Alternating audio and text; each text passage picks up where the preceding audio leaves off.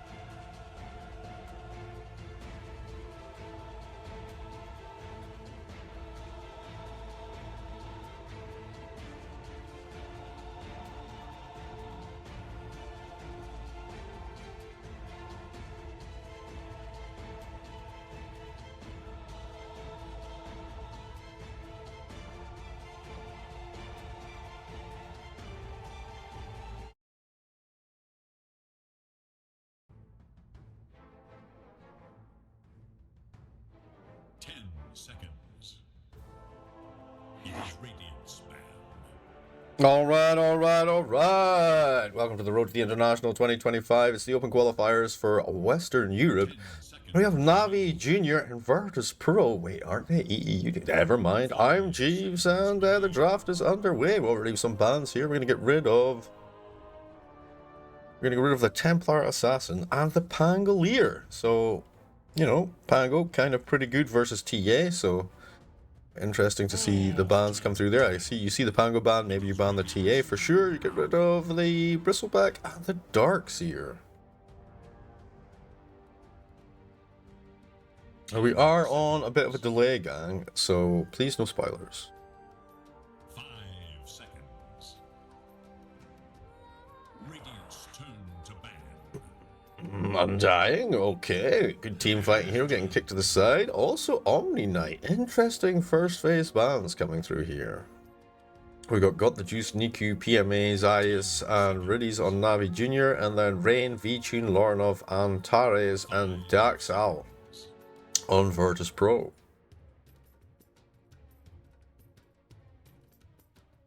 Alright, final ban before we go into the picks. I'm curious to see how the meta is right now. Obviously, there's been quite a lot of changes to the way that we can observe and understand emergent metas in the Dota 2 scene. So, we're the Centaur Warlord. Centaur Runner? Yeah. And we pick up the Lina.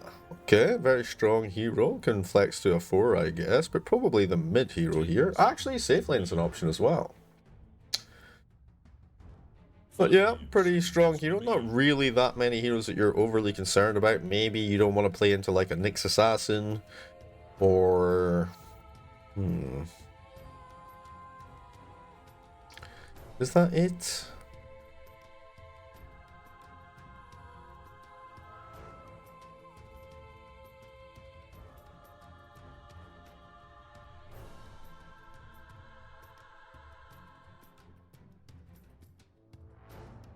A bit of a think about this one. Zayas at the helm of the drafting chair.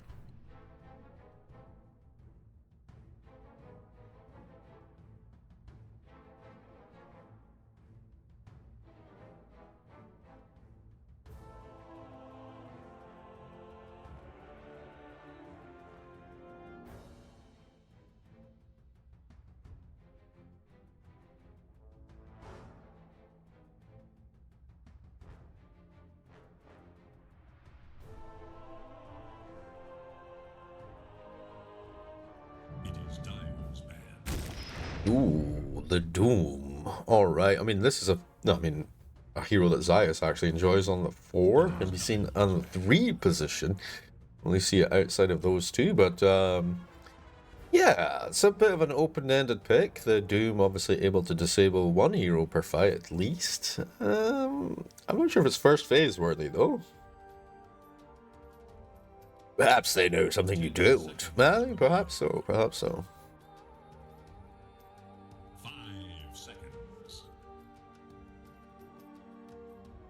Oh, we're going to the Magnus. Okay.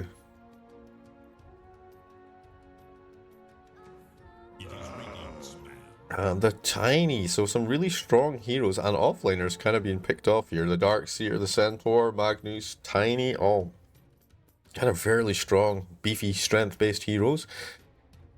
No Undying, no Brit. In fact, it's pretty much all strength heroes, right? I've been banned so far. Well, not Darkseer or Pango or TA, but yeah, other than that. Enigma. Shadow Shaman. Okay. I mean, snacks for the push. Shackles for setting team fights up, making things happen.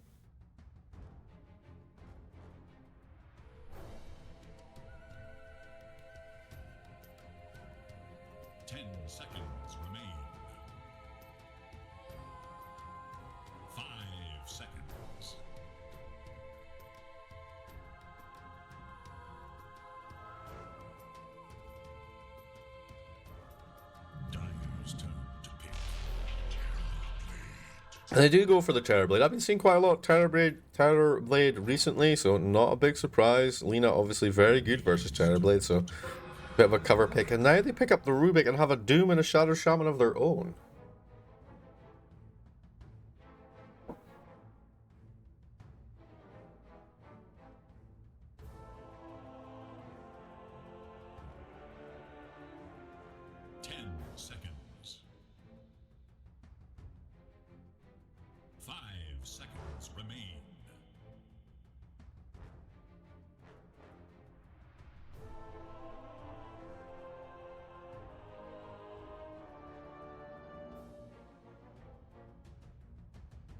I'm gonna little think about this next one. I imagine you go back for like your pause 3 now.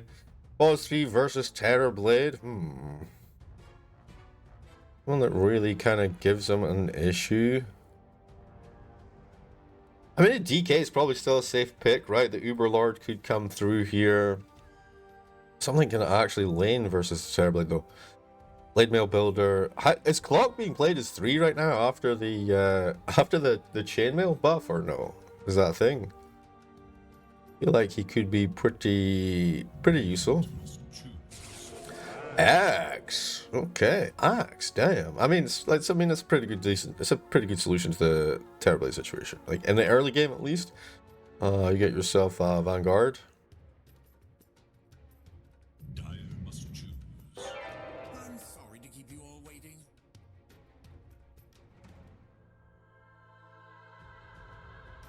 Ringmaster. And the Wraith King. Oh, I'm excited. Nice. So this is an off-lane Wraith King. Off-lane Wraith King. I mean, it's pretty good playing into the Doom. Could Terrorblade be a support here? No. Right? I mean, you don't want to play Terrorblade in Axe, so... Like, once you get level 6, if you want to play low HP, you can instead of getting the Sunder off, you can get dunked. Maybe that's a response to the Axe pickup.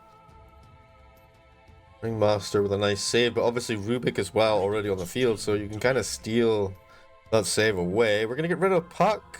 We're going to get rid of Puck because it's not the greatest matchup in the world for Lina. Phase shift causes you a few problems, of course.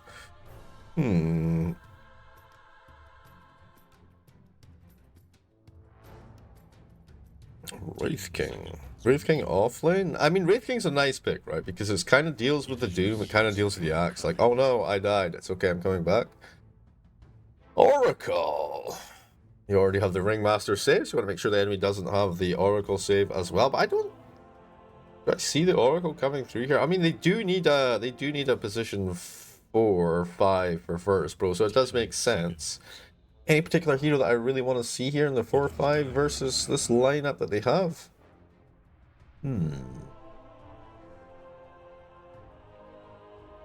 Anything with any kind of control, really, actually. Get rid of the Silencer. Global silence kick to the curb. 10 seconds remain. Who do I think is going to win? Who's a stronger team at the moment? That's the big question, right? I mean, it's literally been a while since they played each other. Almost 6 months, actually. There's no way, right?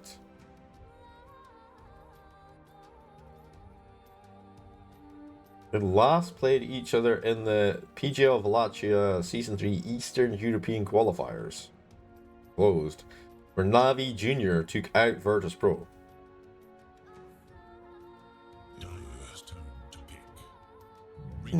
Get rid of the Amber Spirit. That was another hero I was kind of contemplating might be a decent matchup versus the Lina. They still have the Void Spirit. I don't know if Void Spirit's a hero right now. It could be something. Storm as well. Basically anyone who can get away from the gankaroo. But Jakiro picked up the really decent hero there with Ice Path, giving them a little bit extra cash. The Ice Path, they've got the Wraith Blast, they've got the Rubik Lift and Drop, Light Strike Array. They got some nice control there. I mean, a lot of it's skill based though, not really directing the stuns out there. Navi, of course, have the Call and the Doom, and there's the End Joker. Okay. Alright, Niku Invoker versus Lorinov Lina. Daxal going to be on the off lane, on the safe lane. Terrorblade. Wait. B-Tune off lane, right? Wait, no. Is VTune safe lane? I don't know. We'll see how it goes once the game gets started. But Antares picking up the Rubik and Rain on the Jakiro for Navi Jr. We got the Juice on the Doom, PMA on the Axe, Riddy's on the Ringmaster, and of course Zayas will take the Shadow Shaman. Jeeves. This is game 1, best of 3 in the Road to International 2025 Open Qualifiers of Western Europe. And as they say, let's get our Dota 2 on.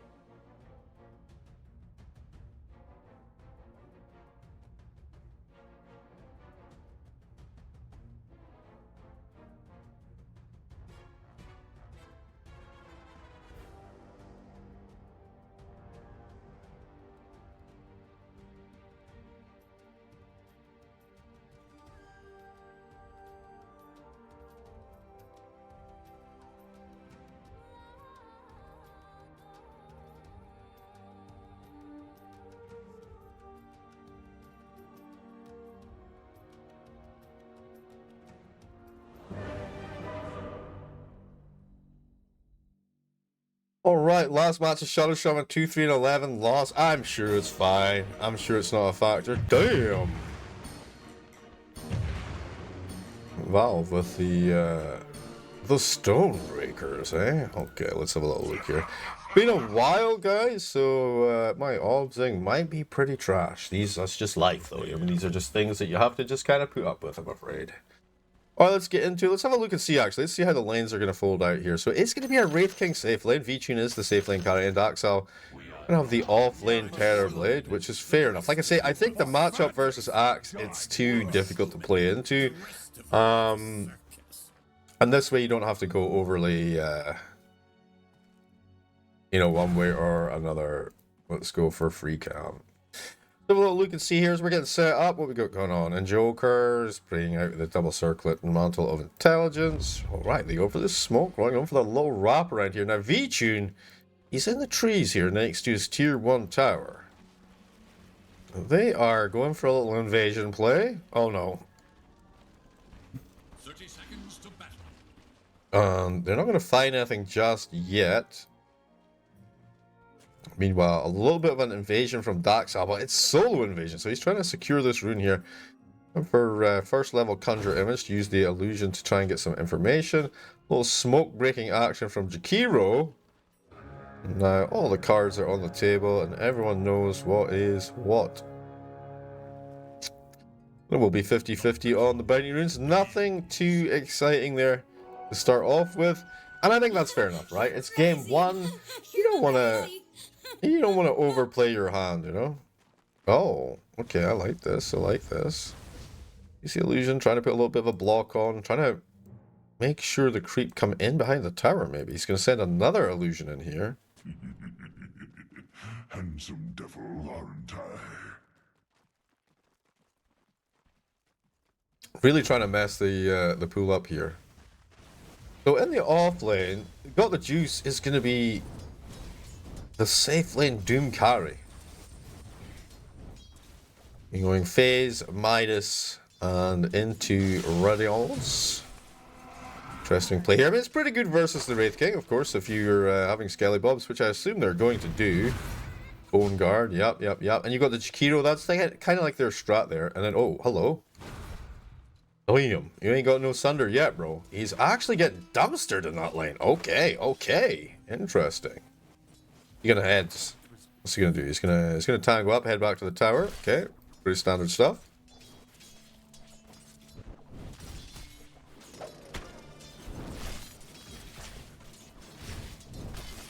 But he's giving him what's for with the Impalement Arts.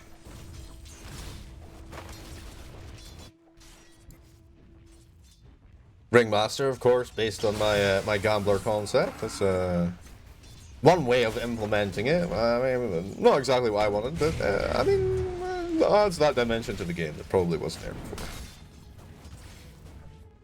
Why we don't we get any new heroes? Well, you just gotta wait for me to suggest another one. Alright, Wraithfire Blast, double breath, and that's gonna be first blood. Oh wait, the chicken. The V-Tune gonna get the kill.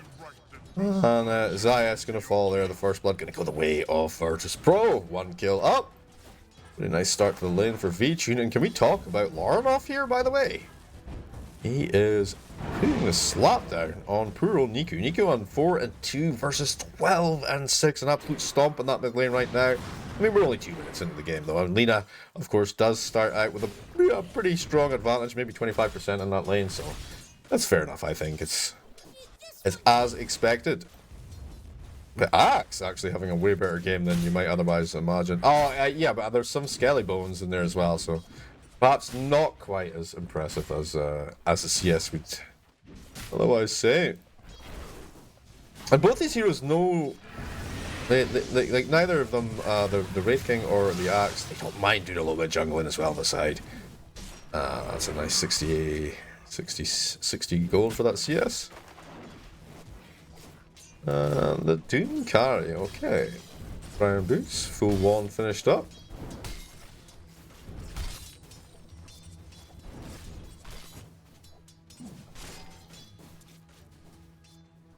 So Invoker kind of starting to catch up a little bit, but still pretty decently behind. Yo, Axe in behind the line here, but I mean, actually Ryan on this Jakiro, it's not exactly the easiest hero for Axe to deal with, and he's starting to realize that maybe he might have bit off more than he can chew. Losing his courier in the process, did get his Ring of Health delivered though.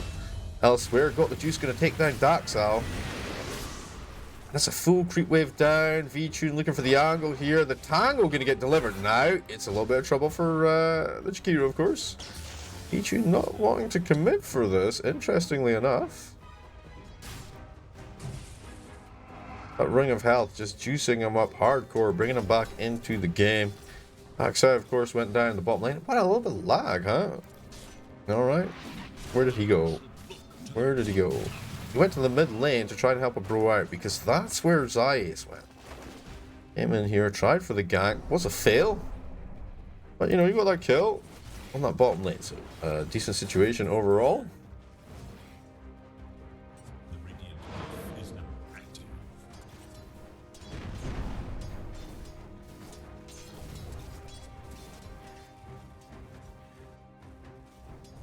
I mean, it says 120 frames per second, but it feels like I'm super lagging. Yeah. Oh, it's kind of weird. Kind of weird. Oh, stacking happening here. Ah, but the camp is blocked or what? Nope. Huh. Yeah. Timing was off, geez, by a mile. Yeah, I mean, that's fair. Okay, no problem. Alright, Invoker, 13 and 4 versus 26 and 9. Pretty much doubling up the CS on Larnoff versus Invoker here. And honestly, Zayas is literally just sitting here, because they need to get something back on this lane. Okay, the EMP coming through, the shackling. I think he's dead here. Here's the rotation in from the Ringmaster as well. Somehow still alive. And another tower, the point grenade comes through. Oh! Riddy's going to finish him off. That will be another kill going the way of Navi Jr. And that's what, I mean, they really needed that in that mid lane. Invoker can get a little bit of space to breathe now. Larnoff, it's a lot of gold actually. 256 gold going to Iridius plus 182 going to the rest of the boys. Doesn't look laggy. Nah, I mean I don't think the stream is laggy. I don't think the I don't think it's actually, I think it's the server. Oh, a second kill, very annoying. That EMP did not connect this time though. Okay, Dragon Slave coming through. Nice steal by Zayas. Picks up that haste rune. Gonna go for the reach around. If you can find this bounty rune. And will be successful.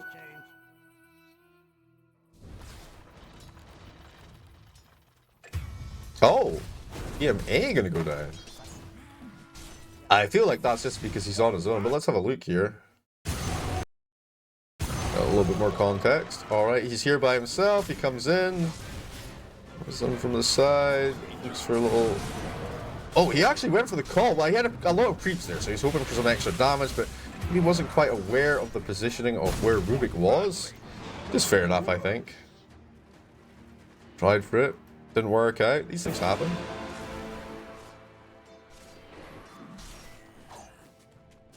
Alright, let's switch it over to net worth. Is a good 500 gold ahead. I mean, that's what that early kill can really do for you here.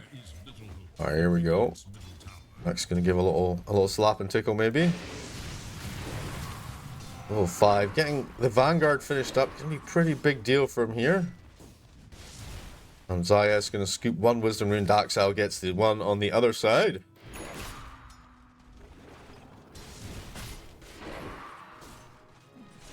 The Quickened Polywog Charm. Oh. Okay, so plus 15 movement speed, and then I think you can use that on yourself. Yeah. You can self-use Ribbit, no problem. Here's another call. Again, the Jewel Breath coming through into the Wraithfire Blast. He's getting kind of low. And Wraith King actually does already have a point in Reincarnation, so he is ready to die for the boys if need be. Trying to set up on this mid lane. 3 heroes just kind of hovering around, and obviously that's going to be a little bit of a, you know, advantage here for the Terrorblade, who's not exactly having the greatest game of his life. It's going to give him a little bit of time to catch up. He's 1v1 versus the Doom. Doom pushing himself towards level 6. He's a couple of creeps away. Obviously, it becomes a bit of a problem when he does hit 6. But Dax out already with his level 6 in place. No Sunder going to get skilled up, though. He's going to focus on Conjure Image for now. Just allow him to continue to farm the lane while not necessarily being fully present in that lane.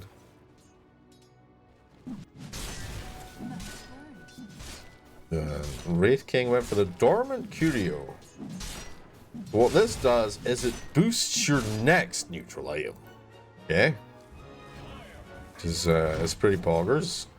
And you also do Brawny on it. So wait, not only do you get 110 health, but it actually boosts the next one you get by 30%. That's a weird thing that they introduced there. Ice Frog, always full of ideas, of course. But yeah, why not make your next neutral item be more potent? Can you make it your third or fourth one more potent, or does it have to be just the second one? Alright, Wraith King, gonna go for the Wraithfire Blast, but Invoker coming across now. Nice Shockwave. EMP on the other side to try and hold Lina away. Axe, he's going pretty hard on Shakiro. Big thick one, getting himself out of trouble for now, but he will be left to die. That's gonna be a dunk for PMA. And the Invoker rotation, just a little bit too spooky for them. Not really able to commit hardcore there. And honestly, I feel like they didn't really break Jakiro's shackles very quickly. And I think Wraith King probably dead here. Dive him in under the tower. The EMP coming through as well. It's going to wipe out his mana, so he does not get the second shot. Wait, he will though, because he jukes out with it. Pops it off. Wait.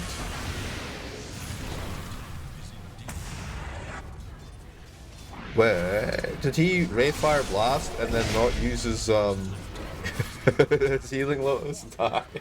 Oh no. Oh no. But PMA gonna get the double kill there. Elsewhere they've got the juice gonna get shut down. Sunstrike coming through, the TP goes through though! Oh! He still dies! The poison from Riddy's in the fountain! Not quite enough to save him, but it was a pretty good plan. Riddy's gonna scoop that one up though. No problemo, he says. No problemo. Max health per damage. Not able to heal through it. Top tower goes down. 6 and 3, 10 minutes into the game. Virtus Pro kind of feeling it here, I have to say. Looking Kobold Cup for Zayas. Going to give him a little bit of extra pace. Damn. So much movement speed, actually. Okay, Wraith King, they try and dive him. Now, he still has, of course, his second life, as it didn't really work out last time. And they will hold off that push for now. Axe, though, top of the bus right now. He is feeling it. 5.5k net worth. And their pressure here is just not, unrelenting from Navi Jr.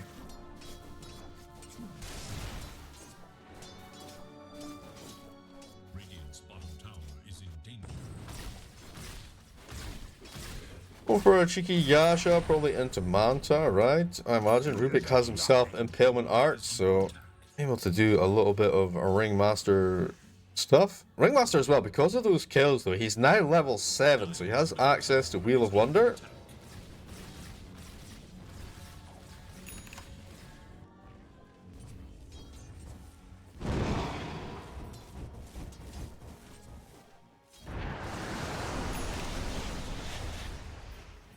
Oh, well, tornado downtown. Tornado alley. Not really gonna come up with anything though.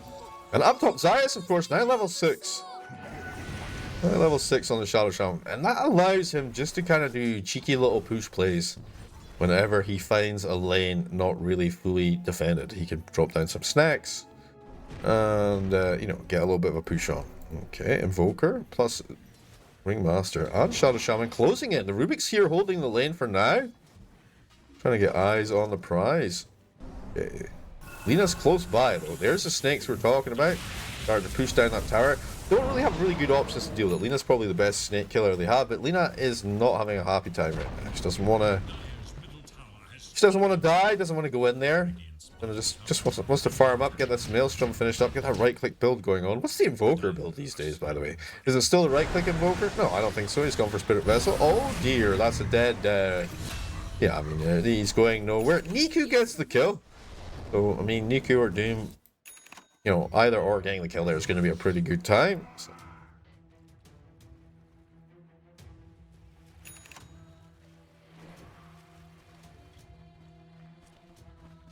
And they do go for a cheeky little smoke play in here, seeing if they can get on top of Wraith King one more time. Invoker going high.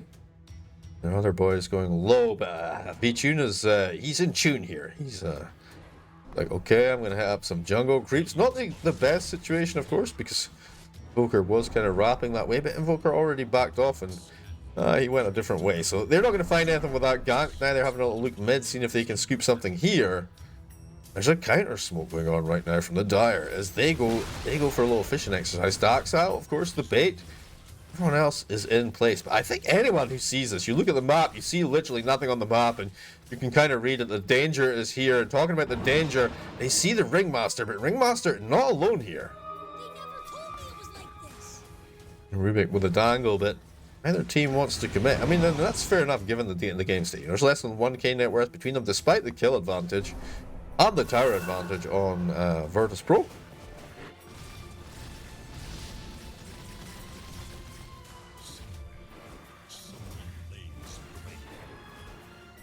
And Zaya is going to take down Rain's Courier. So it's going to be a little bit of extra gold for the boys.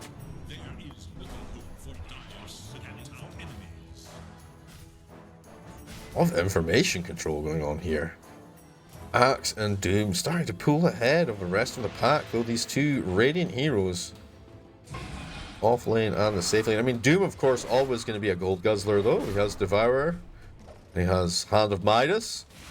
He almost has Sacred Relic. So that Radiant's going to be coming along, and that's going to be a nice farm multiplier for him. Great team fighting item, of course, as well. Which team is Navi? Navi are Radiant. Virtus Pro are Dire.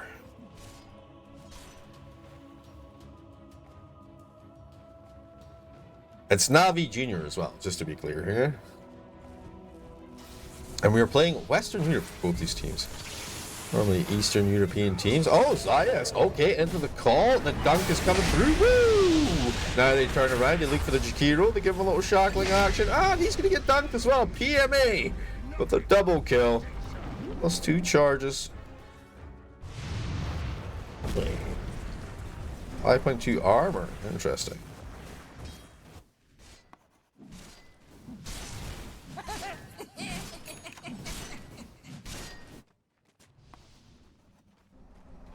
Now Rubik trying to get himself to safety here. He has the Ghost Walk. Interesting, interesting. The smoke gonna get broken. They put, I mean, put down a Sentry Ward. And away he goes. Who's wrapping here? Okay, that's Zayas. Okay. Miku on the lane by himself. A TP across now from the Lina. Maybe they can get something done here. But honestly, Ringmaster already in place to counteract this.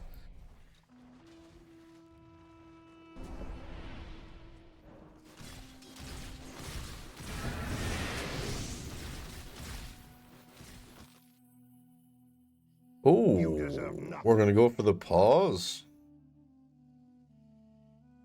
1 kill away from the first 10 kills for Navi Jr. right now. N, he says. N. Itemization. Okay, Armlet of Mordigan into Blink Daga. And then presumably goes back for his BKB. He's versus Invoker after all. I don't know actually. Maybe he just goes Shard. He does go Shard. Wants that free reincarnation. He did die once already because of lack of mana, so fair enough.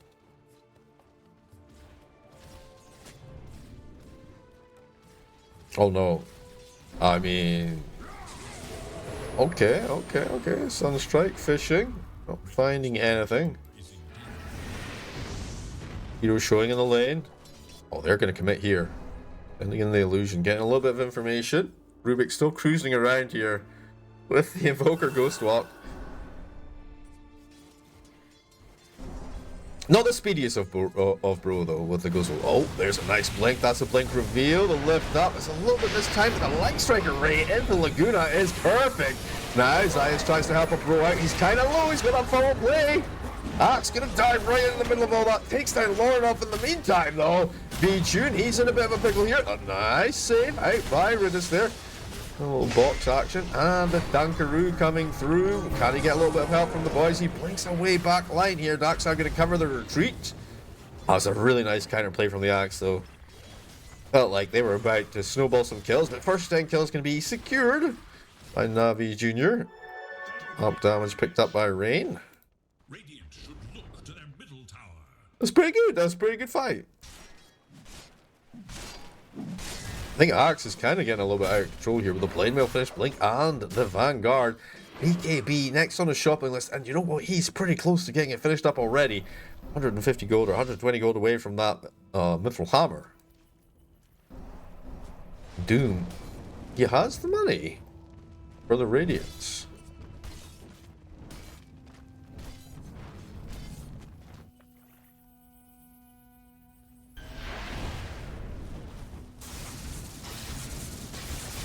Maelstrom, Brigand's Blade. It's kind of a glass cannon build. I can appeal. I can respect. Oh shit, Kaka. We need to check that one out. Let me just make sure this fight is over.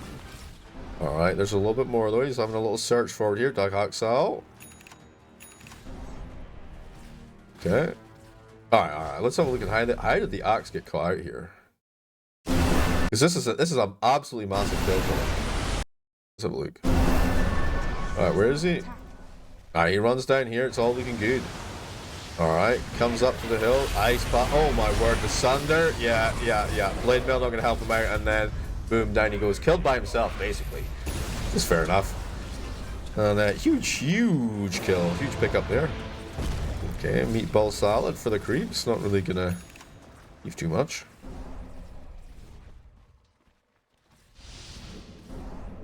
Alright, gonna go through the gate here.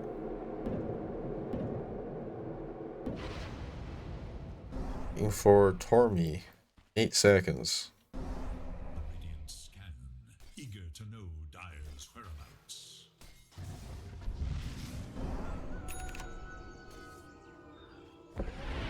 Actually gonna commit for. Okay, let's see. I mean, that's pretty good, right? You can use the snacks. You got the armor, minus armor from Jeepers. So much damage. The Searing Signet. Okay. What does Invoker have? He is running the Dormant Curio here too.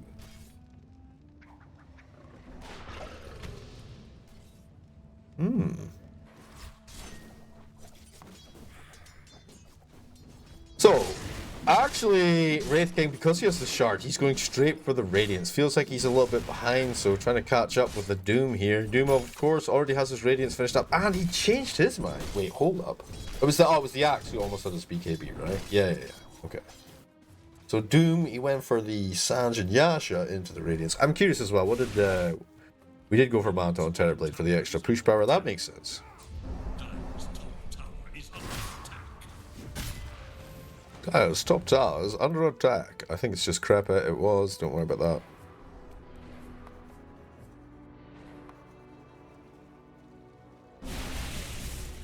Okay, Rubik kind of dangling here. Saying hello there.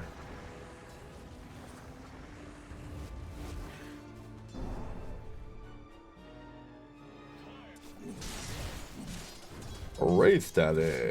Okay, that's fine.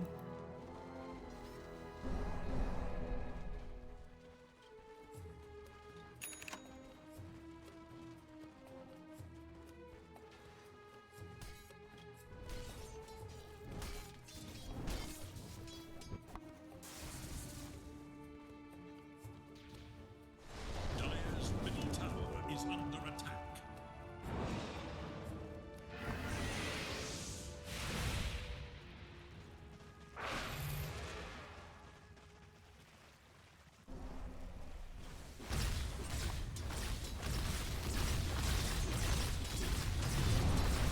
Meatball to kind of clear up this kind of push here. Not really much momentum from either side of the fence at the moment. 4K net worth advantage to Navi Jr. 11 to 5. But you know what? People are just kind of content to farm right now, it feels like. While the early pressure is kind of cooled off. This tier 1 tower bottom, for example, is still standing. Not the most valuable tower in the world, but still you'd expect it to have maybe gone down already. And the mid tower still standing strong for Radiant, so Radiant definitely with a map advantage for now. I was trying to farm their items. Go for a Yule Scepter next.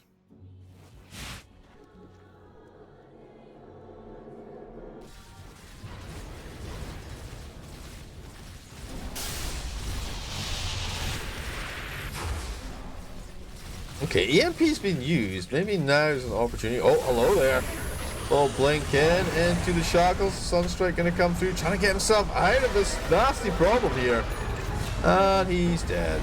Not able to make himself away. They're gonna lose the Jakiro now as well, and that's gonna be a little bit of a collapse of that bottom lane as they pick up another 2 kills here, and that'll deal with that tier 1 tower now, as we were talking about just beforehand, and so it shall fall.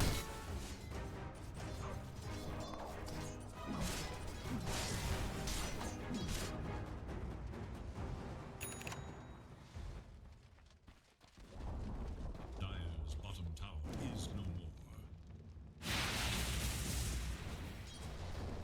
more. What does Gabe think? Gabe is very Navi Junior focused. 76%. Damn. Damn. That's a pretty big advantage given what we see on the map right now.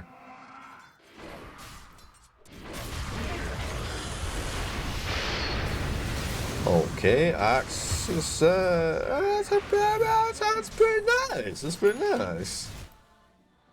Themselves the Axe kill back the other way. A little bit of overconfidence as well. Of course, that's exactly what you're hoping for. Navi Junior right now, if you are VP, and get people to be overconfident so you can take advantage of the situation. And the fact that this is actually the quarterfinals means that one of these teams, you know, we'll probably see them in the open qualifiers number 2 for sure, but one of these teams gonna be out of the running fairly quickly. Fairly big names in the Dota 2 history. Navi, of course, the winners of the first DI, not Navi Junior, but Navi the org. And then Virtus Pro being incredibly strong at times, but never actually managing to clinch that TI. Not these teams though. These guys are not none of those players here. Ancient news after all.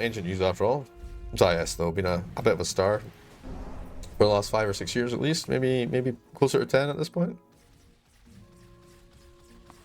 Met him before. Lovely guy. Always wears a hat. Special hat. Kazakhstan hat.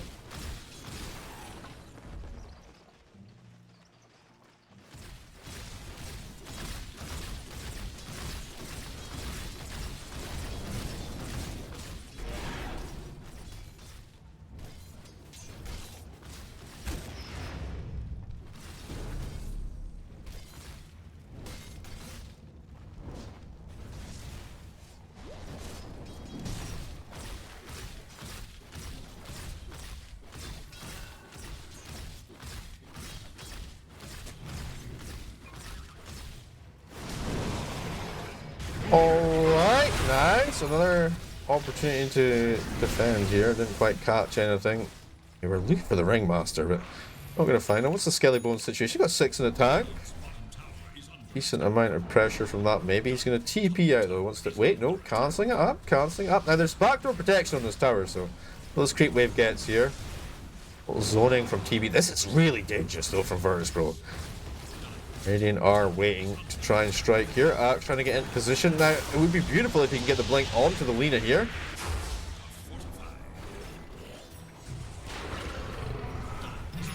Throwing some hands. They don't want to commit for this though. The illusion spam, giving it way too much information. They don't want to get counterplayed, so I'm gonna back this one. I'm actually gonna give up that tier 2 tower.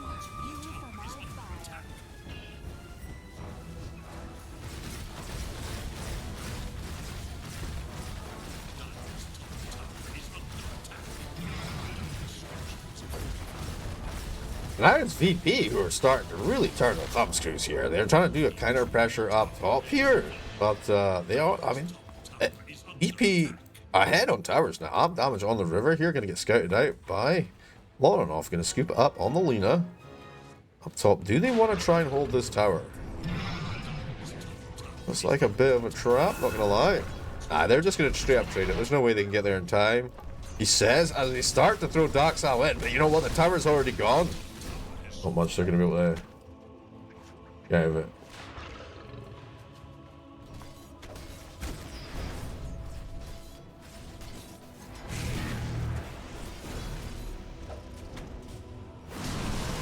Hello there. They go in, they give it a little hard. The Wheel of Wonder. Nice ice pop. Got you two. Nice. That Edge is going to get popped. Axe pops that BKB off. Pretty much invincible right now. And oh dear. Doomed up Wraith King going to die for a second time here. Can they actually finish Axe off? He's so freaking tanky, man. The dunks are just coming through. And a complete disaster for Virtus Pro trying to hold this tower. Ending in complete disaster.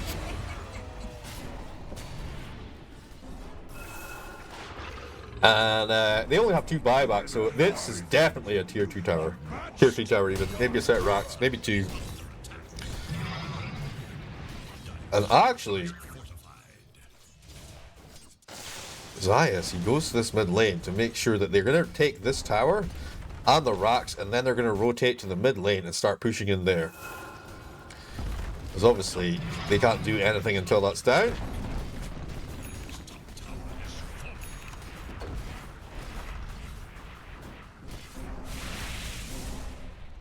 Yeah, let's go. Oh, actually, they're only going to take the tower. I mean, everyone's kind of up. Their DPS was a little bit shy. Of course, they didn't have the Shaman Mass Serpents because he'd already used them for the team fight, so...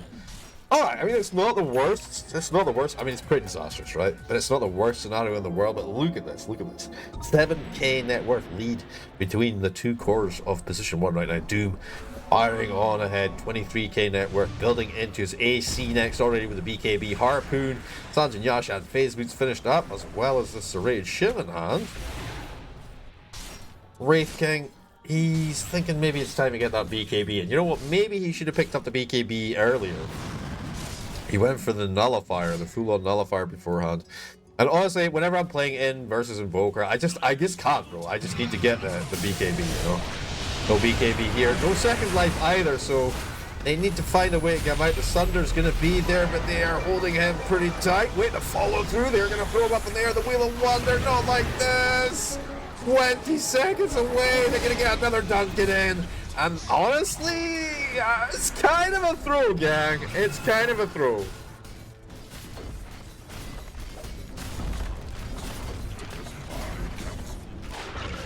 Correct.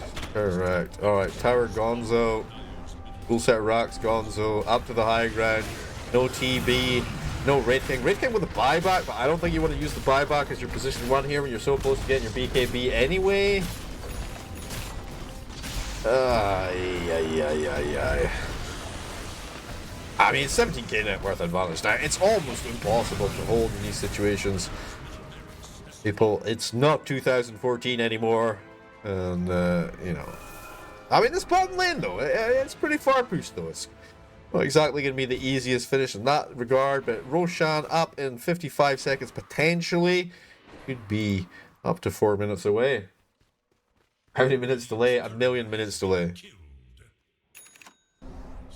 It's like 15, dude. There's nothing we can do about it. It's just how life is now in the Dota community.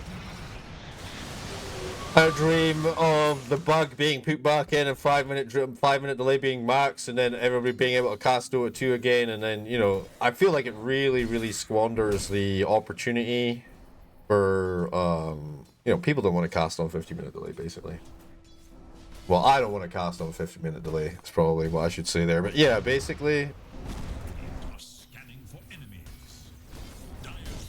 I think it's a mistake to have that.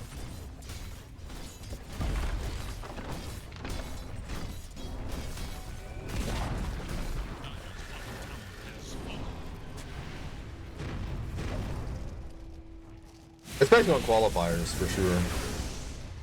For sure. Well, I mean, people were saying, oh, well, you know, if you don't put the delay on, then people pause for 10-15 minutes so they can see wards. Like, honestly, I don't think that's a big factor. I think when you're at this level of professional Dota play, you kind of know where the wards are. You know, you kind of like, you can check, you can test, you can intuit where the wards are going to be. Like, not always, of course, but yeah, I don't think it's like a major advantage. All right, last gas play from Virtus Pro here. They smoke up and they look for a little bit of a catch. I mean, who even do you go on here? They go on the Doom. Got BKB, AC. You go on the Axe. Axe currently rocking 42 armor. Okay, 72% physical resist. Here we go. The full wraparound. Wait, they're trying to sneak the Roche? No way, bro. No.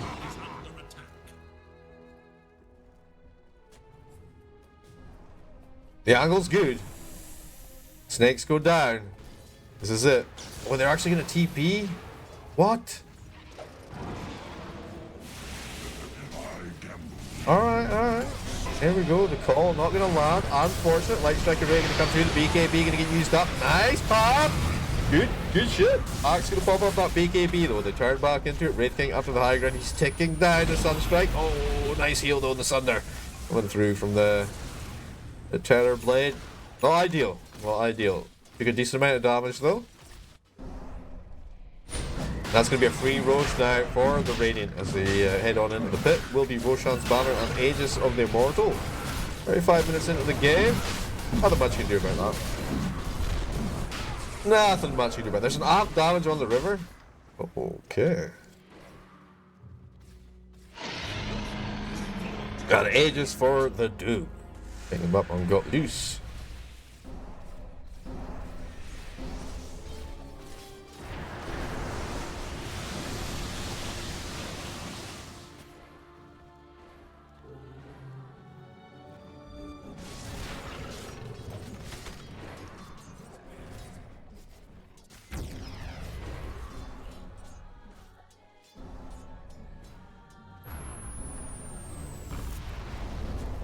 They get this information. That's a pretty good Sunstrike, not gonna lie. This is some decent information. Light Striker Ray to repel the creeps for now. Now the blink in. Oh, he's a little bit deep here. He has Aegis, of course, so quite willing to sacrifice that one. Got to take this banner down. It's causing him some problems with the push.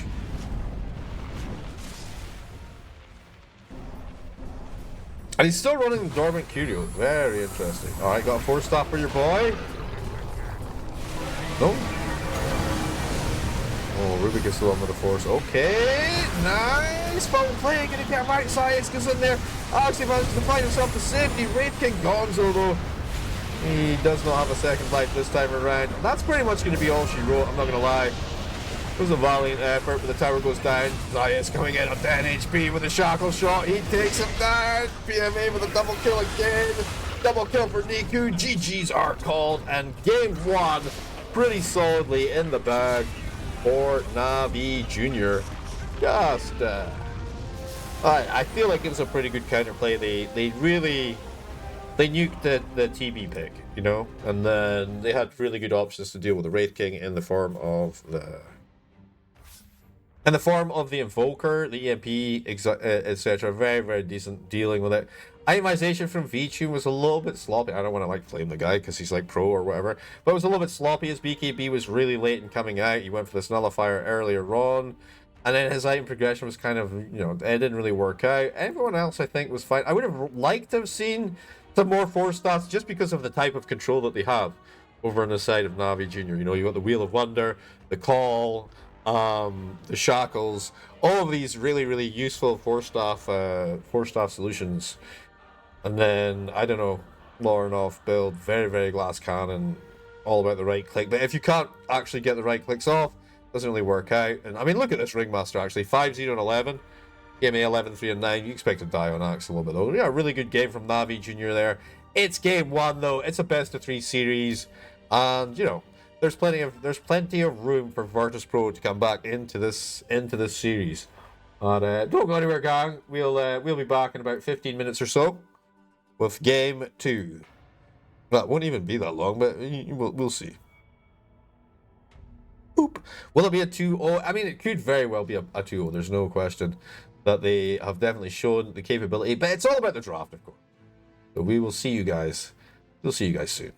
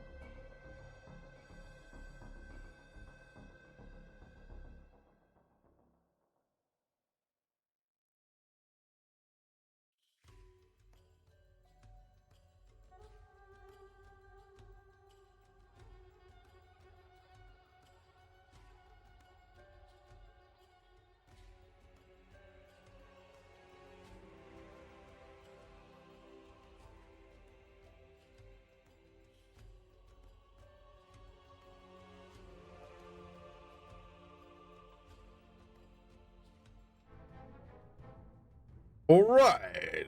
Ladies and gentlemen, boys and girls, welcome back to the Road to the International Open Qualifiers Western Europe. Virtus Pro versus NAVI Junior 2025, and we still can't get the games connected together, huh? But anyway, NAVI Junior, one game up. I am Jeeves. 5 seconds. And I am Jeeves, and we're going to get into the draft here. We're going to get rid of the Enigma. It is Radiant's Dire's turn that one to ban. coming. Radiant's turn to ban.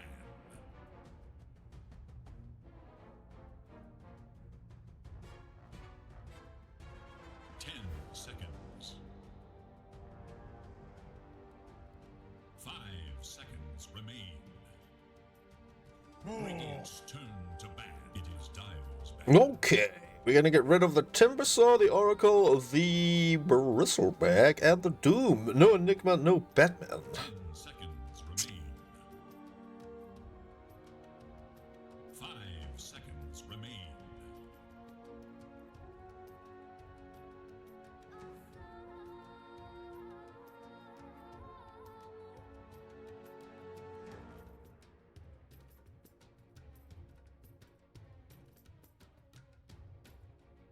TikTok, we're on the clock. So it's Virtus Pro. Virtus Pro banned the Doom. They don't want to have to deal with Got the Juice Doom again. And that's fair enough. I think our hero kind of snowballed out of control, and I guess it's meta right now. Of course, I haven't really seen it too much, so it was a bit of a, not a surprise, but, you know, it was interesting to definitely see that. But it kind of just felt like a farming game, right? It didn't feel like there was any real, like, insane strats coming out here. I felt like Navi Junior had a much better draft. They had some really good options to deal with whatever Virtus Pro were bringing in here. Because of this focus back on the Doom on the other side, they're going to ban out the Omni Knight, but we're going to get the Templar Assassin picked up here. Which is it's a pretty good time. But we're going to see the Pangolier probably from Virtus Pro in response to that. 10 seconds. It is Dire's ban. Oh, we're going to go for the TV opener.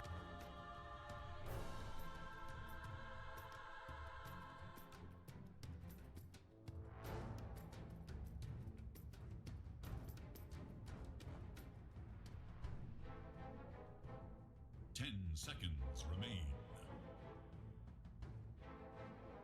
5 seconds. Dire's turn to ban.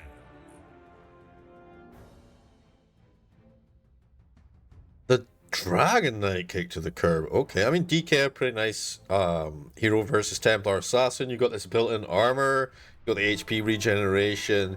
You can do some decent work against the shield. I think it's a pretty good ban for sure. Also, Terrorblade in itself is like this great pushing hero. And then you have the DK on top of that, then all of a sudden you can kind of have like these hyper pushing lanes.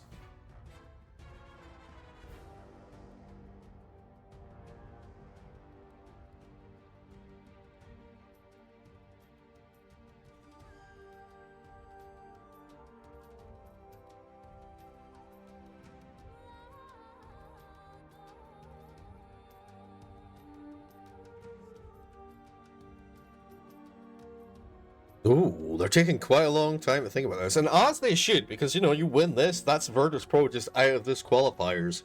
And then, I mean, they will be in qualifiers number 2. Either team, whichever team loses, will be in qualifier number 2. So it's not going to be like the end of the road for either of these teams for sure, even if they do win. But yeah, if you were able to take them out and then somehow they lose in the second qualifiers, then, you know, that's one less team that you need to worry about.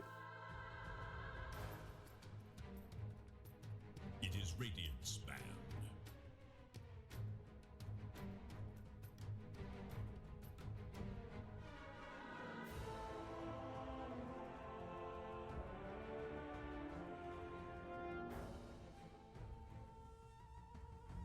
They get rid of the Shadow Shaman. 10 seconds. So 5 seconds. I'm gonna deal with that push strat. Is Beastmaster still a hero? Or is it just a case of they don't really have a Beastmaster? I mean, everyone can play Beastmaster, bro. What are you talking about? I mean, true.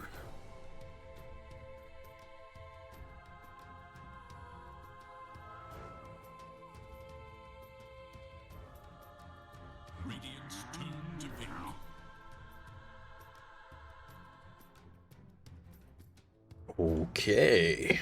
The dog's here. Your life like your head likes a plate.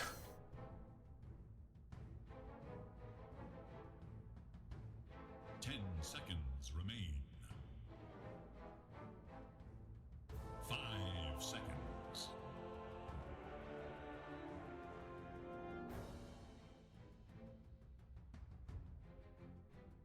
Do, do, do, do, do, do, do, do.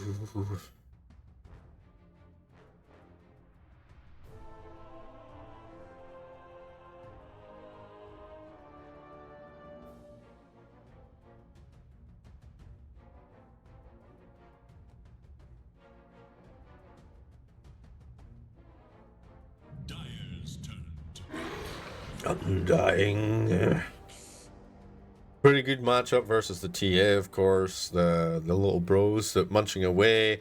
Clogs up the team fight. Great combo with the Terrorblade as well. Keeping things close enough that you can unleash the Fury.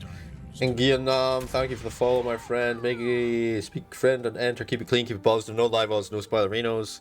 Snap Daddy, pretty good solution actually to the Undying Tombstone. And Ringmaster once again gonna get picked up for Ridis here. Now he did go 0 deaths, 5 kills, 11 assists or some such last game, so not a huge surprise to see it gonna get scooped up here once again.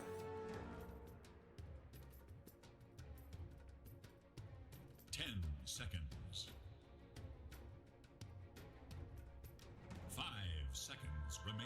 Yeah, Ringmaster's in captain's mode now for I think at least 6 months. Charcoal Dragon.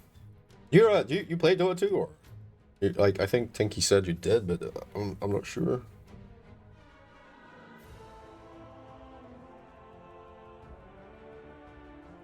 Hero's in a pretty decent state though. I think balance wise, he's you know, he's not overpowered or whatever.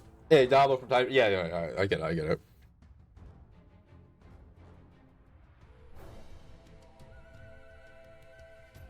Yeah, my original concept for this hero was that you would just have like a random draft, not random draft, what's it called? Ability draft. And then you would get like all of the abilities randomly from the game, you know, but they kind of did like a much watered down version of it. And I think it probably is easier to code and removes a lot of a lot of that. And you don't really want to take away from Rubik's identity either, so I think it's a pretty good hero. Tantrum Assassin. So Terrorblade once again on the off lane, safe lane V-Tune PA. Pretty good solution to the Templar Assassin. Obviously the blink gives you the amp up with the attack speed. And it's a pretty good time. It's a pretty good time.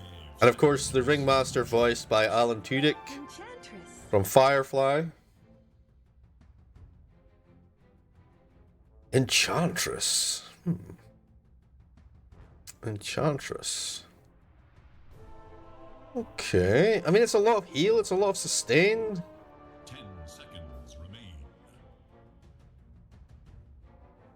5 seconds. Yeah. Like, Valve always gets the best voice actors, man. Dyer's turn to battle.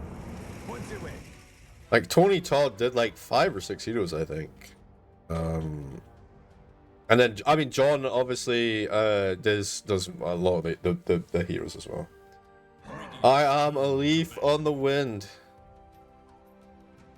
Watch me soar and float. Yeah, they do go back for the Pangolier though on Navi Jr. Kind of taking that mid option. I think Virtus Pro were waiting to kind of pull that one out of the hat as the last pick. So a nice little counterplay there, and Zayas really running circles around Virtus Pro's drafting here.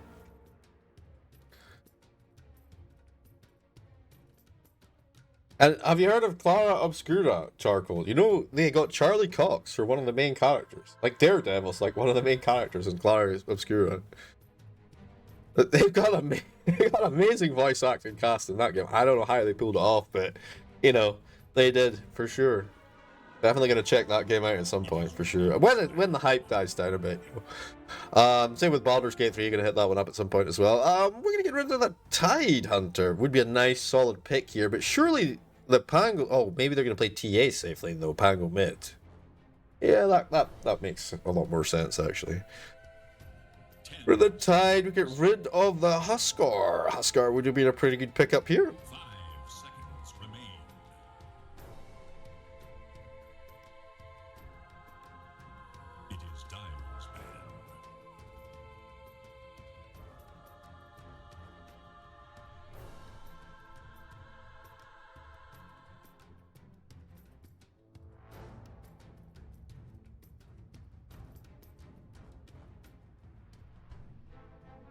seconds remain. Dire's turn to pick. Radiant must choose.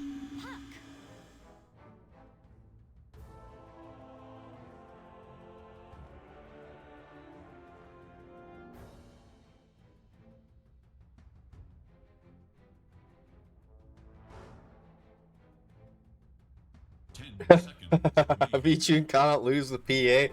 I mean, sometimes I feel like that, my friend. Sometimes I feel like, will he play Asan? No. You know, will he play Asan? Or will he play Mortrit? Rid of... Ooh, Earthshaker. Final pickup. Earthshaker mid. Lornarth Earthshaker, actually. Damn, son. It's gonna be pretty filthy. Rato17, thank you for the follow. Speak friend and enter. Keep it clean, keep it positive. Speak friend and enter, etc. Alright, welcome. Are you a NAVI fan or a VP fan? Alright, we got ourselves a draft for game 2 though. Virtus Pro, they're gonna roll in, they run it back with Daxal Terrorblade. On the off lane with Rain, Undying, VTune PA, Antares Enchantress, and Lord off with a mid shaker. For Navi Jr. it'll be Niku on the mid lane Puck, PMA off lane Pango, Riddis on the 5, Ringmaster Zayas 4, Snapfire with an incredibly expensive set, and got the juice on the safe lane TA. I am Jeeves, this is game 2, best of 3 in the road to the International 2025 Open Qualifiers, Western Europe number 1, quarterfinals. Let's get our Dota 2-0!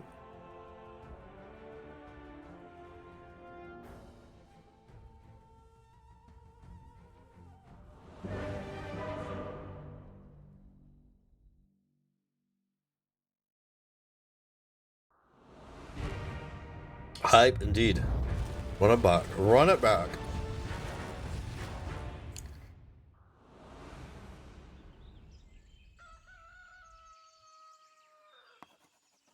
Alright. Let's get into it.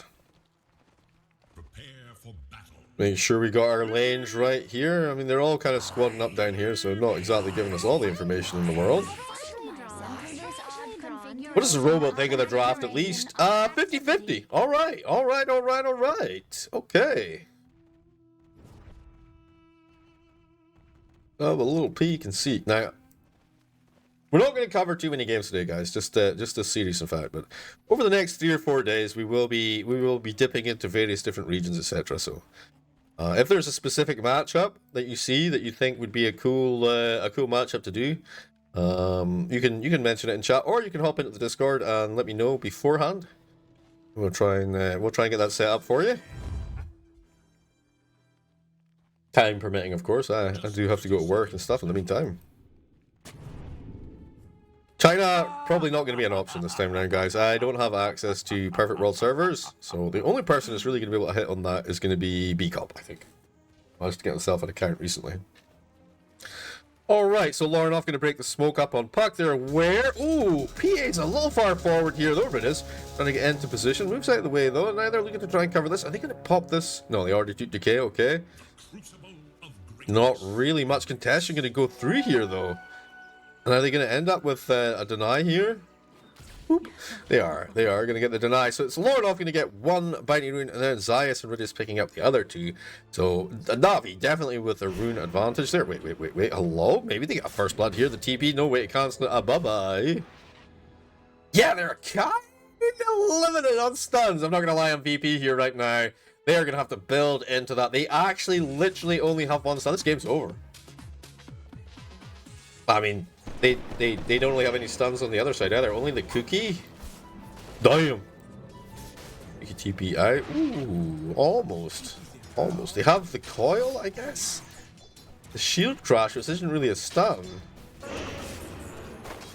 Yeah, it's gonna be kind of hard to catch people in this game until we get things like Bashers, Abyssal, and Yules and whatnot on. A real man fighting slug. Well, man fighting is probably not the best terminology these days, but a real slugfest. Probably going to be what we're going to see here. Can we see their names? Yeah, I don't know actually. How? We have a look. Uh, does anyone know? Anyone know where they are?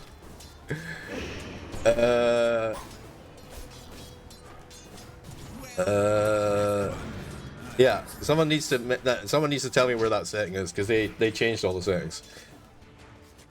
I don't know why, actually. It's only when I mouse over.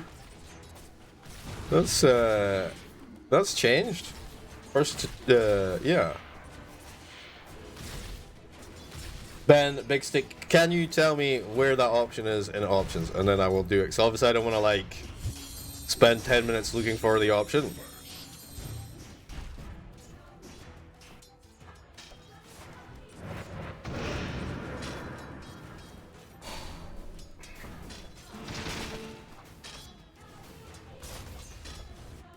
Or anyone really, anyone that knows.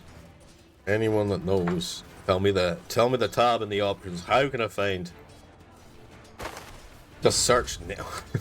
Just search name. Name. Display name over health bar.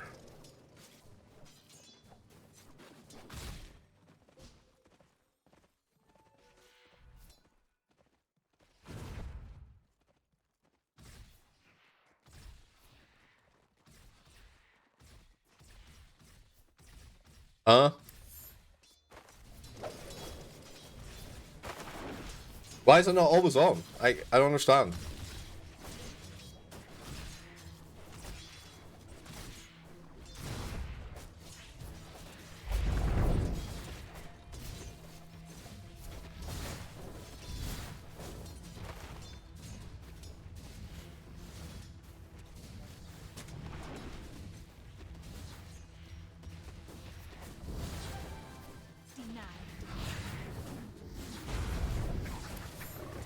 Oh, okay, maybe that works. Maybe that works. Okay, let's try player names.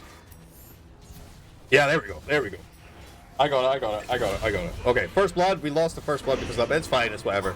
Zion's gonna go down, but the counterplay V-Tune trying to get away. The slows are coming through. PMA, just kind of confused here, not really sure what to do. Alright, we got the names, guys, but we lost first blood. Like, why would they never take that thing off? Anyway, it doesn't matter. Don't worry about it. Antares, he's going over here, trying to sneak himself the bounty rune.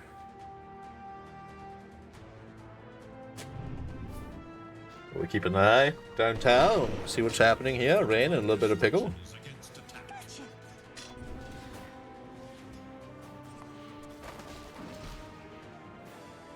Yeah, I've not actually cast a game of Dota 2 since they introduced the new menu. Exposed.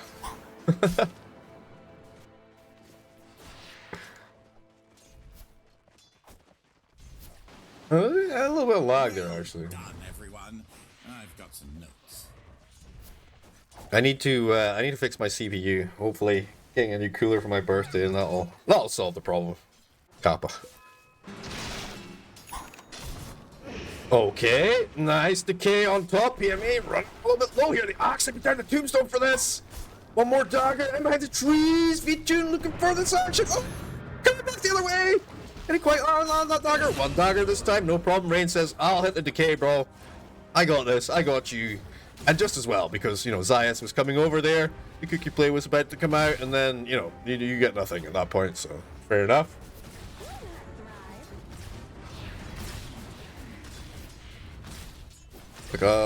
Okay, headdress and a bracer. Going for that tanky ass build, which is fair enough.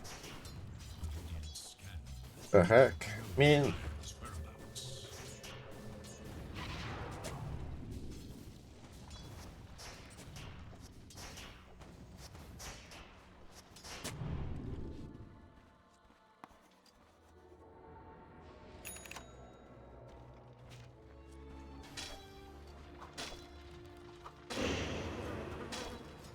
hang on a second, boys. See if we can improve some stuff. I don't know what that says, just begins, but welcome. Speak friend and enter. Keep it clean, keep it positive. No live odds, no spoilerinos. Alright, let's check out the net worth actually at this point. Larnoff didn't really talk much actually. Let's go back to last hits just for a second here, because we didn't really talk much about this mid matchup here. Earthshaker versus Puck situation, and it does look like, you know, hello. Alright, they take down. One more time, no problem. Larnov going to kill Nico in the mid lane. We'll go back and we'll check that one out in a second. PMA trying to run his ass to safety. Zayas with a decent angle, but PMA going to fall anyway. No problemo. Now, let's see the solo kill. I'm guessing he just got level 6 and then dumpstered him. I'm guessing that's what happened. Yeah, I mean, literally. Literally, that's what happened. Nothing to see here. Okay.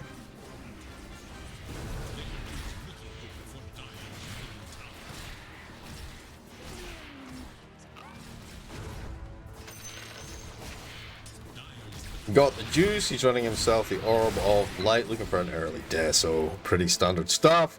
There's just the... I mean, Terrorblade armor's 13 already, so... Like, you don't necessarily go in for, like, a heavy armor build early on, like, a heavy algae build early on Terrorblade if you're playing in the offlane. He's going to go for that early pipe.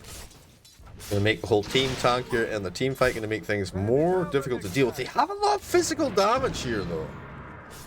So, quite interesting that they are well, I mean, he already is kind of tanky with the armor, so it's kind of like covering your weaknesses, but at the same time, there's a lot of fizz.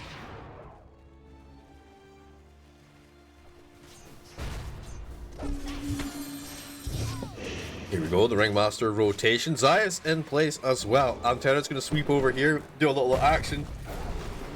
No, Zayas going to get... He's just chilling here, bro. Go ahead, drop the tombstone on top. He gets the gold for the tombstone. I think Zayas, you're pretty happy with that one. Like, honestly, like, you get the gold for killing the tombstone and then you die. I think it's a reasonable trade, actually. I don't think it's the end of the world by far.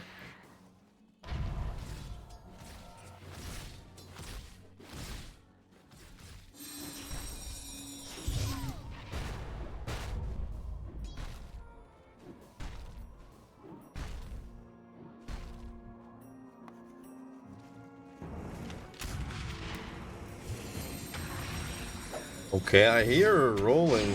Oh, there we go. The coil gonna go out as well. Big problems for the PA. B-Tune trying to keep himself alive, but there's too many bodies in the pipe. And that's just gonna be a dead PA. And honestly, though, that's their first kill. The first kill for NAVI Jr. It's a big one, though. It's a good one. They take out the top banana. Nice 600 gold swing. No problemo there. And a little bit of, you know, a little bit of a dampener onto V-Tune here. He's going for the Battle Fury early build there. Into BKB. Feels okay, man. Having a good time, though. He's having a good time this game. V-Tune specialty heroes coming through. And Larnov, obviously, Earthshaker, pretty famous stuff as well. So, you know, switching it over to comfort heroes in the hopes that they'll, Oh, nice little push going on here. Yeah, go on the comfort heroes, get that game back, and then consider game 3, you know? First throw, not yet, not yet. Please, no spoilers. Been a while.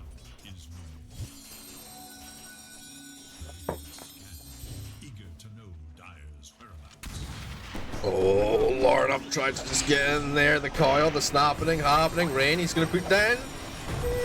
Nice stun. Daggering coming through. They're going to try and chase him down. He's off, though. Rain going to try and sacrifice himself for a little while here. Maybe get his core out. It worked. Unfortunately, he does die in the process. That's what sacrifice means. Yes, I know. But he didn't necessarily have to go down.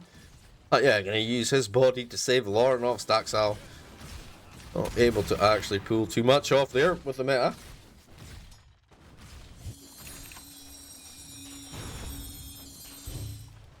Yeah, got the juice. He's legitimate, bro. He is legitimate.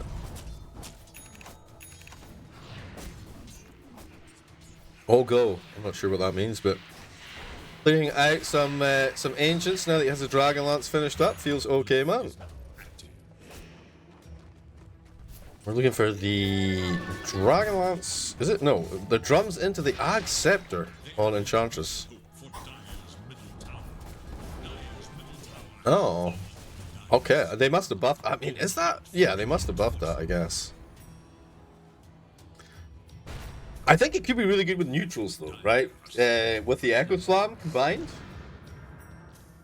Lewis Dead Killer N. Thank you for the follow. Speak friend and enter. Keep it clean. Keep it positive. No live odds. No spoilerinos. Hope you're having a good one. Navi Junior fan. Oh, hello, Islam. That's how you say it, yep. Navi Junior fan or hello, Ecoslam. No, are you more of a VP, bro?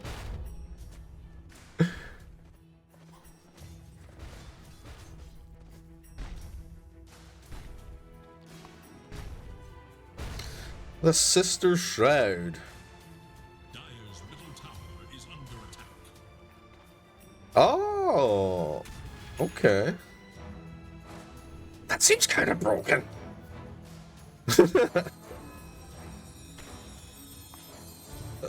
Remember Morphling Earthshaker patch? When you could have double Shaker on your team?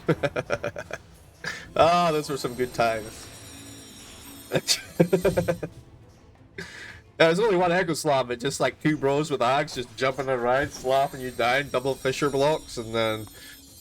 Oh boy. Alright, PMA gonna hold this bottom tower. What's the tower situation anyway? The mid towers are gone for Navi Jr. Definitely on the back foot quite a bit more this game around. But you know what? They're creating the space. That's all he needs. All the juice just chilling right now. Antara's in a big trouble here. Gonna use the coil for it. Worthwhile, I think, at 13 minutes in the game. Vichu gonna come across here. He's got a little bit of support from Rain. They put down the tombstone. Alright, looking for Riddies here. Riddies getting slapped around just a little bit here, getting pulled back in, but the Wheel of Wonder now the turnaround is there. Big heels coming through, but it's not gonna be enough. Here comes Lornoff. Can he actually get it done? Or is Rain gonna be left just to die? Niku getting kind of low. Rain's gonna punch him to death. He's up onto the high ground, dude. He's away. No. He's still going to fall in the end. Turning up with got the juice though. Lornoff in the trees. Caught out hard here. Rain, he's just a monster though. He's just running around punching people. And he punches. And he decays. And he punches. Give him the decay, bro. On the high ground. He doesn't know, bro. He doesn't know. Ay, ay, ay, ay, ay. Got him. And Terry's going to finish that job. No problemo, he says. They got that 3 times killing streak on Zayas. Reigns goes down, but damn, the boy put up a fight. First 10 kills secured by Virtus Pro.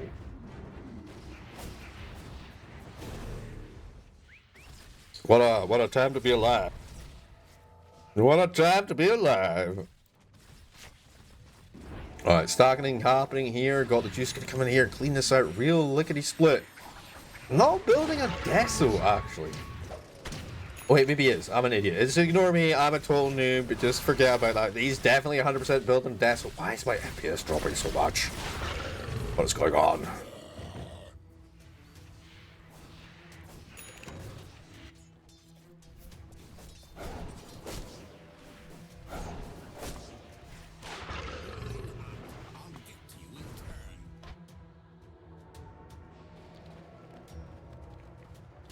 Virtus throw, yeah.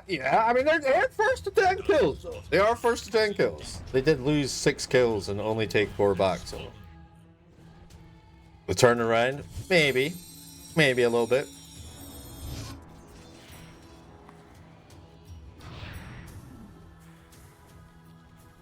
I ain't heard no fat lady though. You know what I'm saying?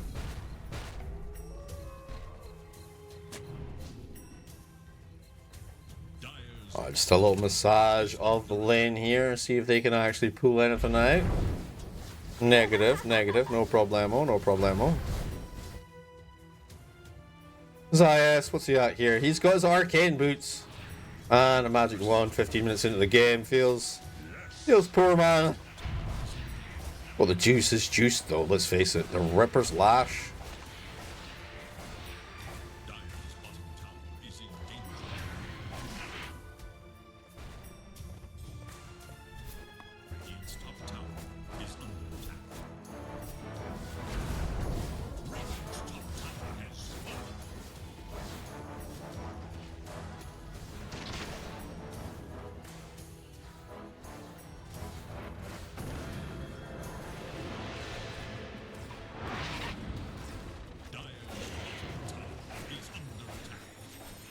All right. I mean, the vision is good here for Dire.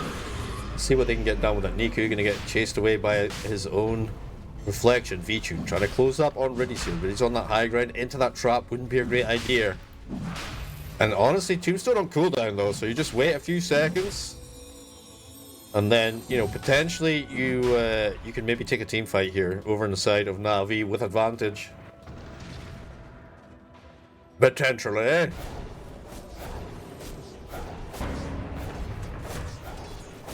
Alright, they're looking for an angle in here. PMA coming forward. Thinks he's got antennas by himself. Got the juice going to turn up as well, but Lornoff waiting. Stalking here. Can he actually make a play? He's got the blink dagger. Not enough bodies though, and the rest of the boys not close enough, so not actually getting anything done here just yet. Hoping for the V-tune rotation. Here it comes. Oh, the patience. The Echo Slam actually going to go out onto Zayas, making sure there's no way to get him out of there. Got the juice, trying to follow up on Lornoff. So here comes PMA. Nice use of the Wonder Wheel. Now Ryan, he's got no tombstone as we discussed. He throws out some decays, but he's already dead. When V-tune's like, nah, bro. I am out of here. Oh man, it takes so long to channel these days.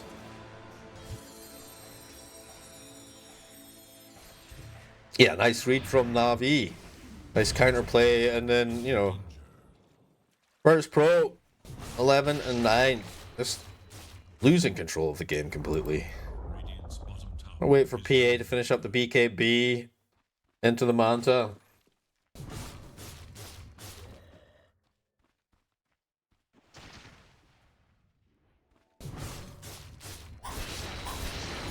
Radiant's bottom tower is under attack.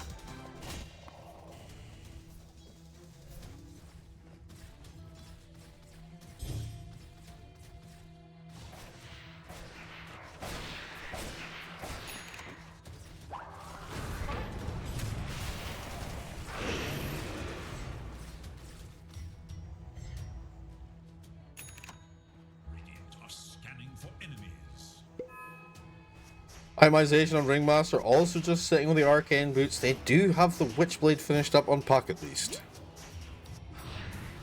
Got the Juice. Deso finished up, 6 charges on it already. Power Treads, Dragon Lance. A little cleaning out here. Rain. Full pavés, actually. What? Got himself a poor man's shield.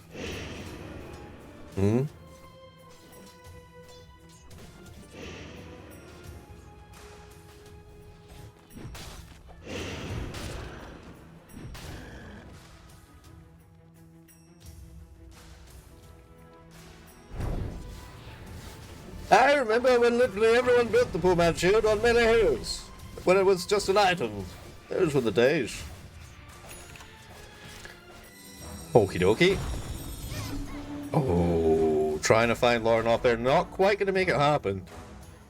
Be quick with the fingers there, blinking away to the safety. Well, I don't want to dive in behind the tower. This is so smart. Like, so careful play from pros these days. Like, seeing an actual mistake happening is very, very rare. I mean, you still get like 10 or 20 times as many kills as a League of Legends game, though. Let's face it. Dire's top tower is under Alright, Tormy up in 2 seconds. Oh shit, Lauren off. Gonna get coiled here. Pops the BKB for the TP, but the damage is way too much. He just got deleted, bro. That's 2k HP just evaporating there. 5-man destruction happening.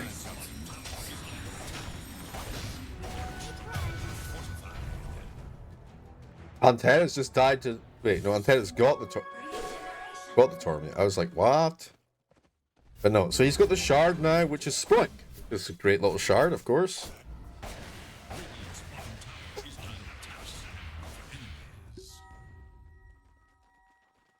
I mean, we very much are in the period of time when TA is... You know, this is golden era for TA. She's got the items that she needs, the Dragon Lance, the Deso, the Blink Dagger. BKB would be nice as well, but kind of shying away from it. Like I said, there's a lot of physicality coming out from Virtus Pro, so maybe BKB not exactly required this game, and I can get behind that, you know. Well, not required right now. They don't really have the control anyway. We did talk about how both teams super lacked the ability to control the enemy in regards to stuns and you know, ways to hold them in place. So I think itemization is completely fine here on the TA. V-Tune has got the BKB though. He is a little bit concerned about what could come. Looking for Manta style next. I mean, they have the big magic damage from Zayas, so it makes sense. Hello there. Alright, do they want to follow up on this? V-Tune thinking about it. Throws a little dagger in there. And Escape Artist. Another dagger gonna connect. Ooh! They're critting 685 damage. A little parting shot, a little love tap on the way out.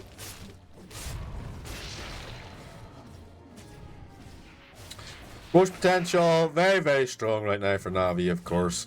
Pretty decent as well, though, for VP. Can't really complain too much about that.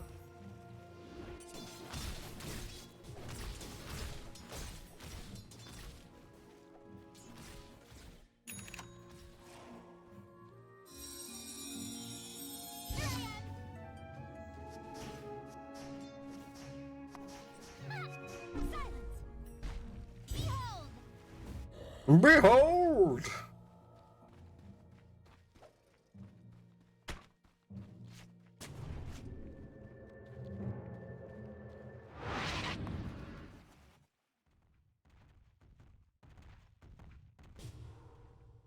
Okay, a little smoke gank, a little gankaroo, luring off the target actually.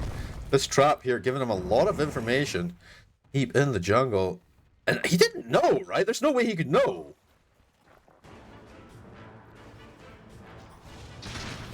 Alright, they get themselves a nice quick kill on Rain. Luring off again, gonna get blasted down here just a little bit, but like, they don't really have the vision to, I guess. I mean, they're just a little bit sussy, but whatever. Both teams. No, they have this ward here, dude. Yeah, they do, actually. Okay. This one here. That makes sense. That makes sense. But this here, this play here, when they're all smoked, then I mean, maybe he's just doing the crazy item, right? Maybe he's just doing the crazy item.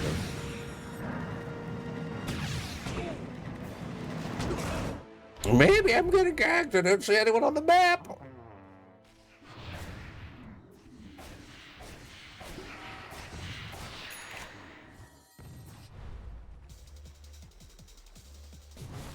Alright, what's the situation, P? Monkey King Bar online? Alright. Monkey King Bar online.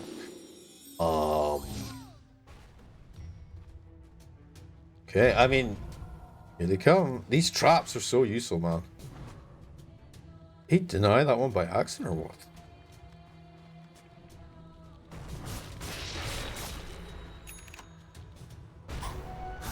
Great vision game coming from Navi Jr. at least. They're both trying to find this pickoff. So now the smoke, they want to try and find something of their own. And Zayas could be the target that actually gets walked right by the accuracy.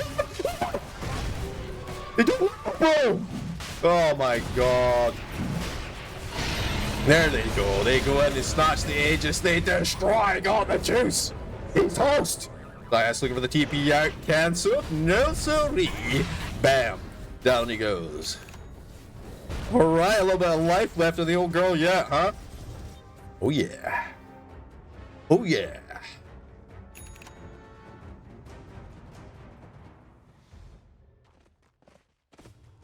You know who really screwed it for them? Pango coming out of the pit right there. Like, if he doesn't come out of the pit, they don't jump in, they don't make that play. Like, it's just, you know, they're just wandering past, completely unaware.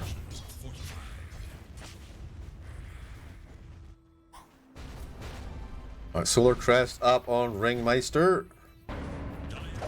Oh, wait, hang on. Are they even going to fight here? No, they're not going to. They're not, right? No. Well done, everyone. I've got some notes.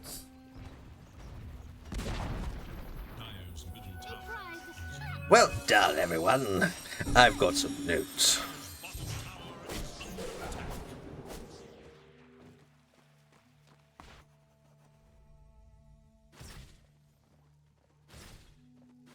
What's up, player? Thank you for the follow. Speak friend and enter. Keep it clean, keep it positive. No live odds, no spoilerinos. How you doing? You a VP fan or NAVI fan?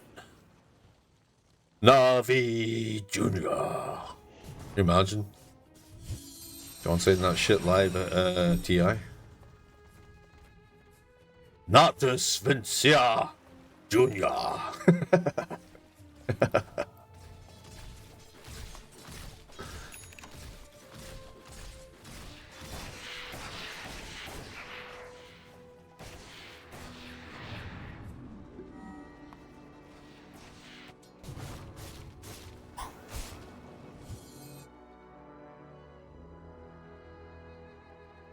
Okay.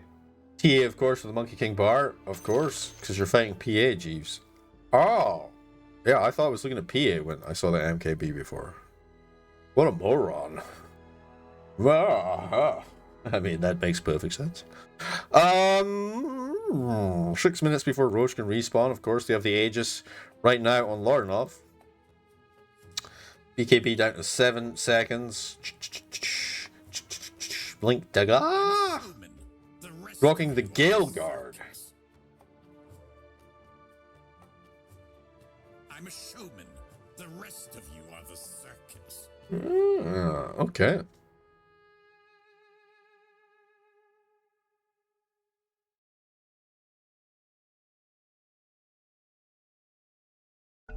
A little pause into the go.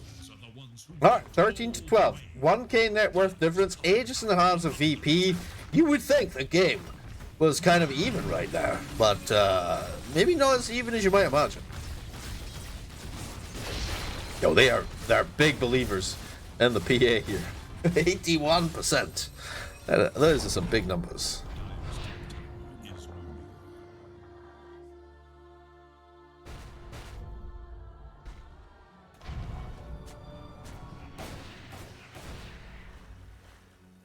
Gale Guard. Some Gale Guard coming out. I mean, when you've got 2 heroes, maybe I'd say 4 heroes actually, you can Omega burst. Gale Guard makes a lot of sense, you know? So it's a legitimate pick here. It's downtown. A rushing river.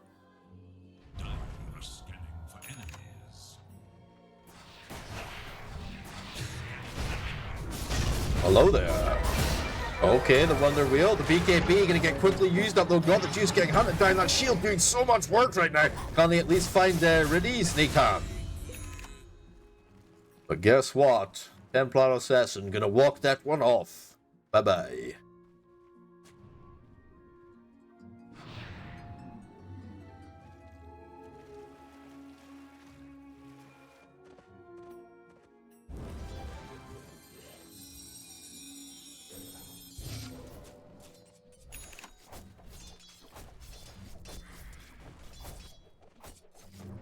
Hang on a second, boys.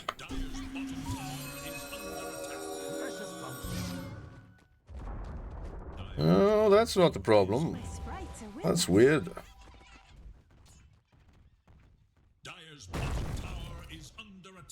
Oh, Fisher blocking action. The whole team's up here from Navi Jr. though. A little bit of a reach around. Downtown. Tara is gonna see himself this rune.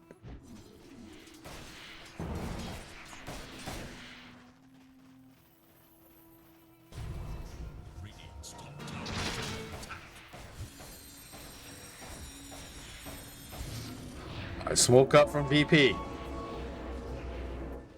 And if they can get a wrap here, Lornov looking for the angle. What do they see? Ooh, easy kill there on Zayas.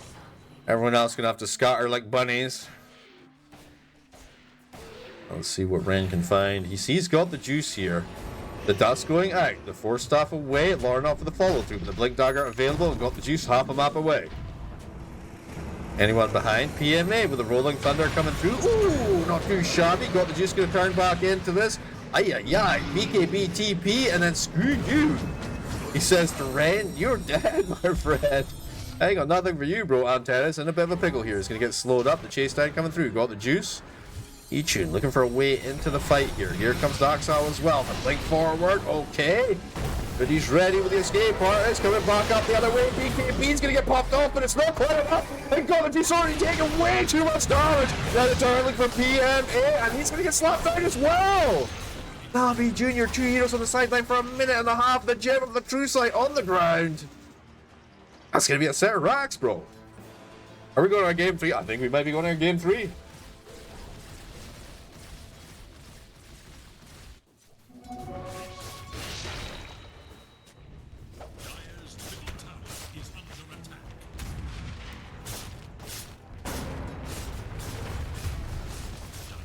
What? No.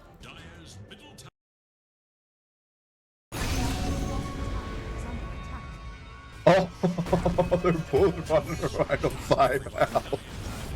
Alright. I mean, they trade up there. That's fair enough. Alright, they're in a little bit deep. Nice shotgun blast coming back the other way. Now dropping them bombs like they're hot from Zayas all over this place. All over this place. Full set of racks. Not quite gone, actually. Range rack's still up.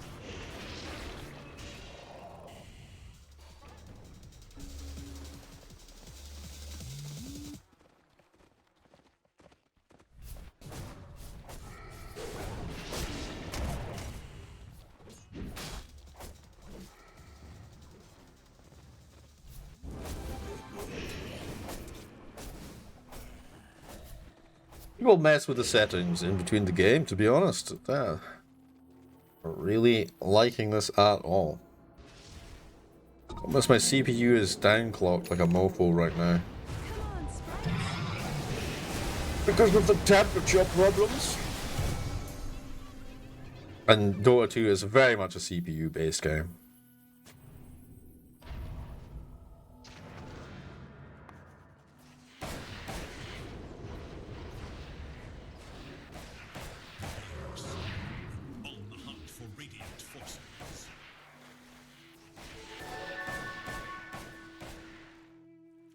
Cleaning up nicely though, and looking for Silver Edge next, so looking for the break as well on top. Extra damage, extra burst potential.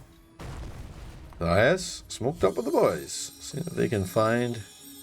What are they looking for here though? I mean, Daxal up top here. A little farming, got the Manta Pipe and Nullifier. E-Tune, he breaks the smoke. They're aware that someone's on the high ground, but deciding not to do too much about it. Really just going to have a little peek and seek, see if he can find them.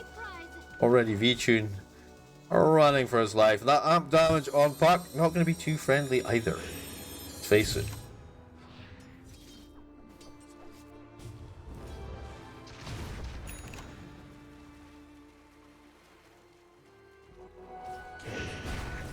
Bounties? Don't mind if I do. Do bounties. Alright, another smoke play. VP, looking for those picks that could close out the game here. Roach up in 2 minutes and 6 seconds. And the illusion spam down. Go fishing here, see what they can find.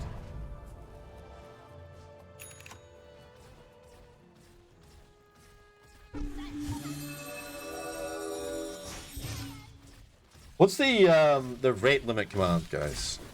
You know, the one you type into console? Could be something to do with that. Okay, okay.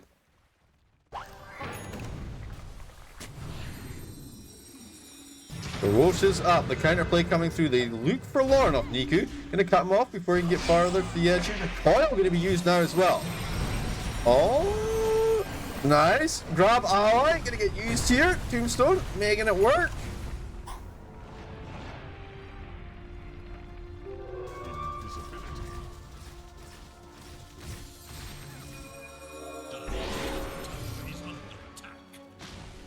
Zayas hovering in the Roche pit. Gonna get scouted out immediately. Niku ready, but remember there's no card to play with here. Ooh, wab bab thank you, mom.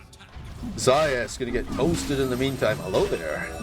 As they scout out Mr. Niku.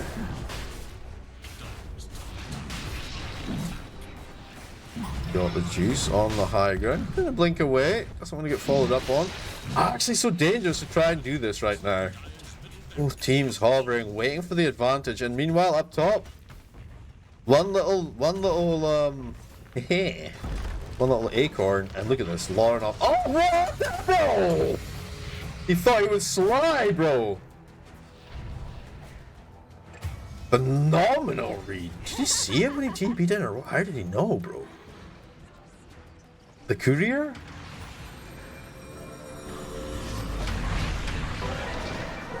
Wonder Wheel gonna go out, catch Rain out here. He's toast. Now the turnaround. Dark Axo up and off his BKB, trying to get out to safety. Nice! Nice little Sunder play. Manta to dodge out the damage from Got the Juice, but the follow through from PMA as he brings down Antares. Antares still alive, the heal's actually coming through. The coil of 3! Bit juicy. No problemo, he says. The Tombstone going to come through. V-Tune trying to murder up the fool himself. Not really getting much done right now. He's got a Satanic and BKB still to play with, though. Plenty of gas in the tank. Waiting for the boys, though. Needs a little bit of help, he says. Still holding the BKB. Satanic has been used, though. Backline Antares will finally fall. They take down Rain for a second time. Riddick's going to fall to V-Tune, though. And it even Stevens right now. 15 seconds before our Shakira is up. Oh, Niku went in hard. PMA with a follow through though. Alright, now the BKB from V-Tune finally going to get pulled out. Satanic in 1. He can go back in if he wants. Deciding to wait for his Shakira. And probably a smart play. You know, you don't want to overcommit here. Don't want to lose the game off the back of being too frisky. Hello there, Lord of... Oh my god! He just shows up. Sword. Wait, I didn't know, bro.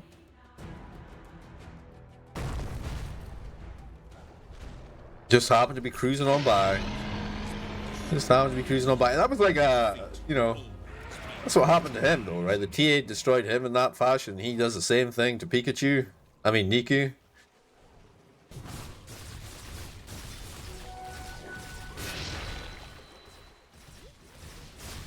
21 to 17, 12k net worth. V-Tune living up to the name of the PA Supremo.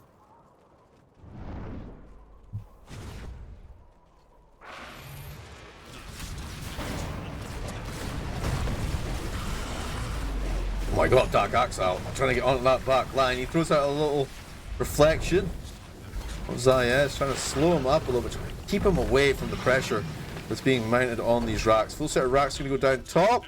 Mid's already gone, so one set of racks remaining. Roach not going to be a factor, of course, as it's still on V-Tune.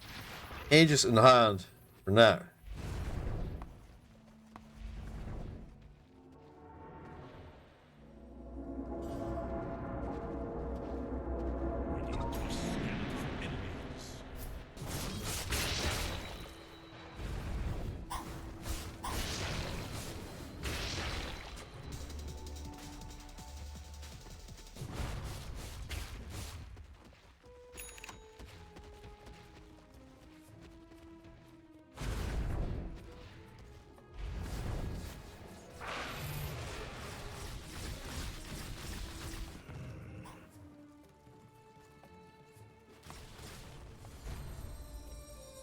Kind of chill, kind of waiting here, playing it cautiously. A little dogger downtown.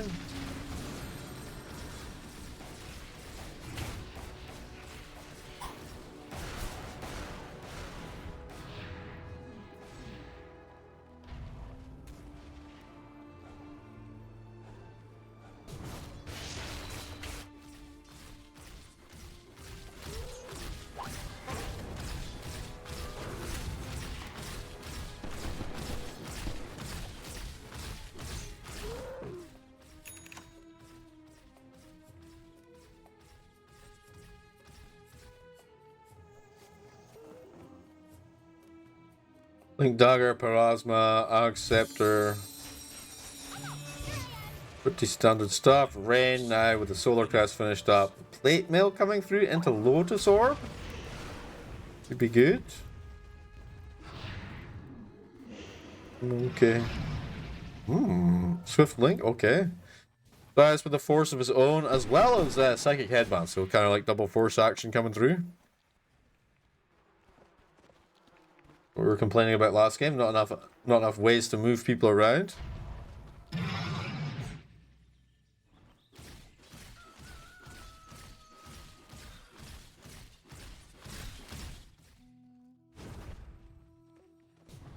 Gonna offload the gem.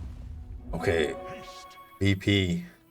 Smoking up. Now they got 2 minutes or a minute and a half left on this Aegis, so we'll try and put it to good use. Lucius bottom tower could be the way. There's a lot of traps to blink forward. Oh, yes! I've done so much work! Do they bother with a buyback on TA, or is this just curtains for NAVI? I don't know, bros. I feel like it's curtains for NAVI. Alright, there's the buyback. 2 buybacks, in fact. Alright, he's a little bit deep. Remember, he's got that Aegis, he's got Satanic to play with afterwards. His BKB's already on cooldown. This is a distraction, though. They are all about trying to take down this tower. Alright, Tombstone ready. Already been used. Okie dokie. Counterplay from Zayas, but the tower's down. Dakak standing in the middle of all of this, not too bothered. Oh my god, V-Tune on that back line with a monster kill. Takes down Ridis. Now looking for some more. Hello, there's Arnav goes dancing in. V-Tune gonna shut them down. And that's pretty much all she wrote. Has got the juice heading back into the fountain as he watches his final set of racks fall. Now the tier 4s. One more fight, they say. We can try and hold for a few seconds more. Oh no, he finished up his Abyssal. The slap comes down. They stun him in place. Getting kind of low on V-Tune there. No Aegis remaining. Oh! Okay, 99%, 99 seconds on the sideline. The tower's still going down. Good hold from NAVI. And they will fall back on VP. No PA. Means no continuation of the push for now. Niku drilling into Lornoff here. Lornoff looking for the BKB TP out. Makes it happen. 1 tower left. On less than 10% HP.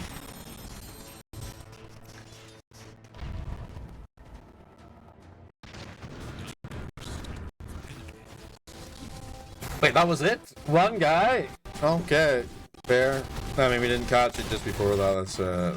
That's on me. We went for the Outworld Staff. Oh, okay.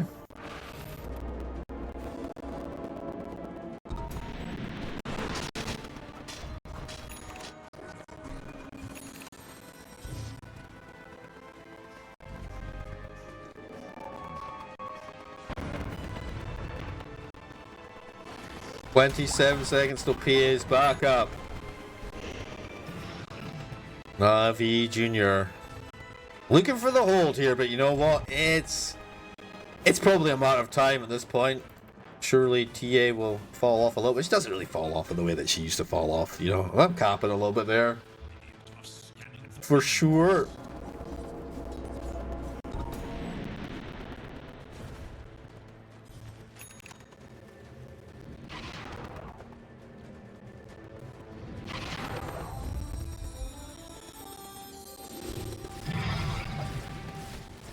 Alright, here we go. Lornoff with the initiation. They set up. Boom! Down we go. The Echo Slam on the other side. Quick buyback. No problemo. Here, Shaker getting control just a little bit.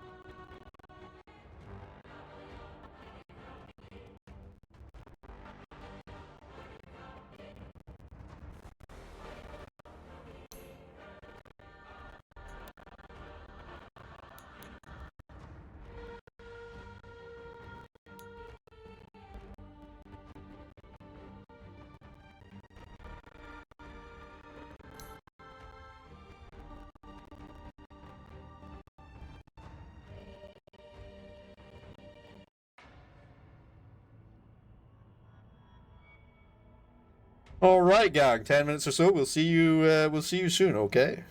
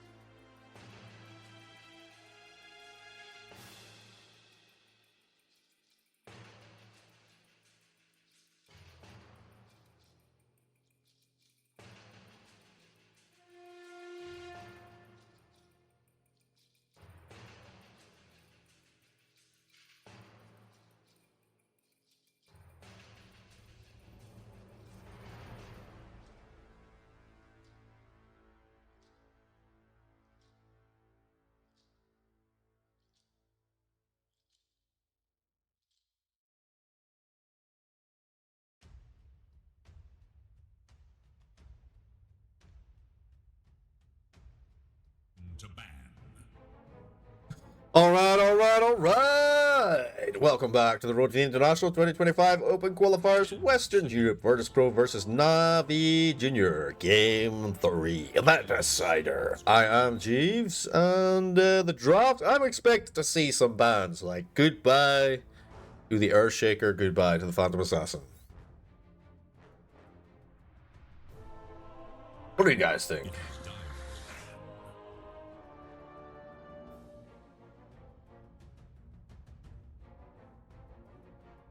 10 seconds remain. 5 seconds remain. Okay, they banned the Abaddon. Interesting. He wasn't a good one. Dyer's turn to ban.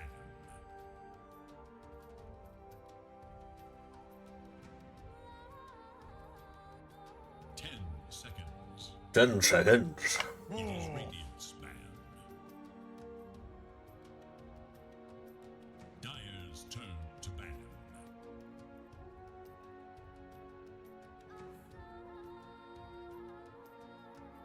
10 seconds remain. It is Dyer's ban. Radiant's turn to ban. I gotta get rid of the Centaur Ward, right? Also, the TA gonna get kicked to the curb. No Bristleback, no Batman, and no Omni Knight. 5. Radiant's turn to pick. Dyer must choose. Doom. Well, I mean, it worked, sort of, for Navi Junior the first game, so why not run it back? Pick it up. Get rid of the Medusa. Okay.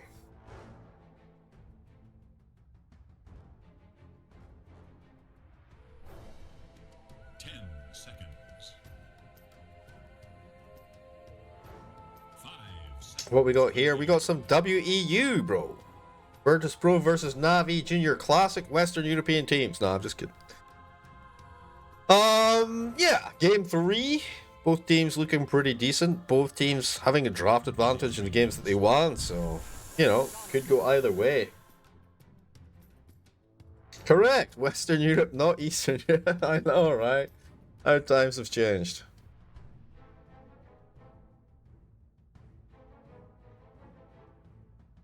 Doom and Shadow Shaman. I mean, I imagine Rubik could be a pretty spicy pick here for Navi. 5 seconds.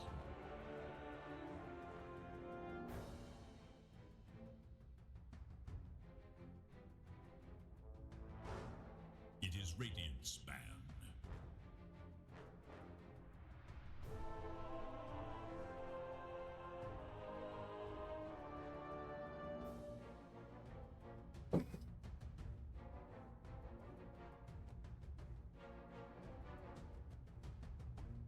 Seconds remain.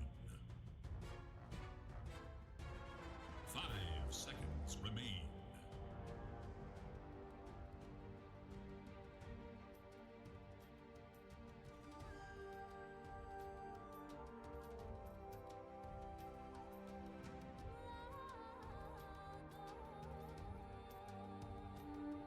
All right.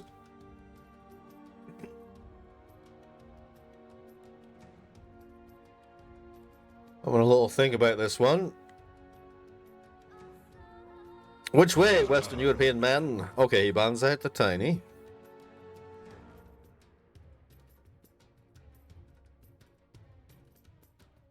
I mean, it's open qualifiers, and yeah, basically we don't have a DPC anymore, so like, yeah, the whole thing's kind of back to the way it was. So it's my bad. I'm sorry. I destroyed the DPC. That's on me. You know, what can you do?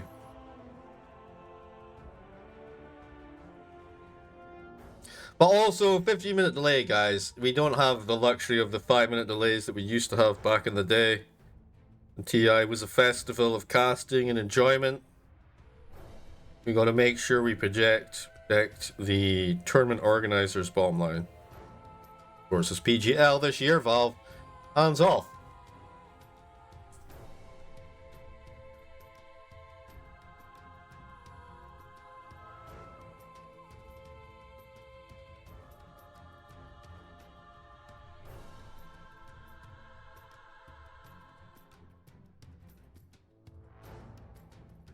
Bring back BTS, bro. The dream. The dream, bro. The dream.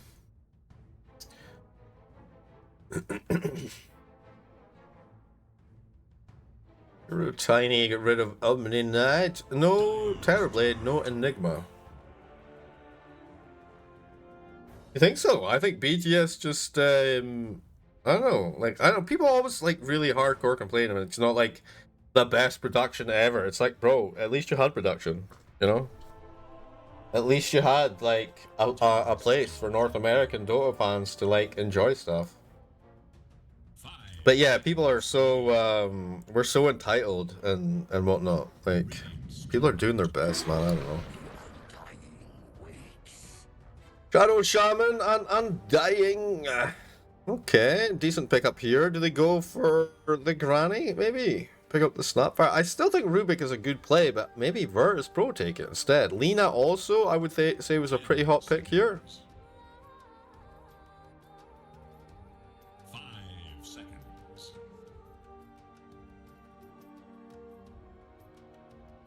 Oh, yeah.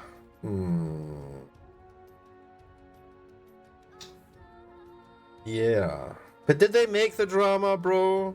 Did they make that drama, or was that drama created by other people in order to secure themselves permanent cast? I mean, I don't know, actually. We don't really know what actually happened there. Grant never said anything. He was banned, probably rightly. He stopped going to all the after parties after that date happened, and it was like 3 or 4 years beforehand. Diori, I feel like he was just trying to be a dude, you know. It was an opportune moment. Yeah. Yeah. Obviously, the biggest deviant was Toby Wan, but again, he was married and had kids and stuff. It was a thing that, you know, happened in the past. I'm not excusing the behavior in any way, shape, or form, but 'twas a time for sure to be alive. Radiant must choose. Crystal Maiden. Crystal Maiden. Alright, Crystal Maiden.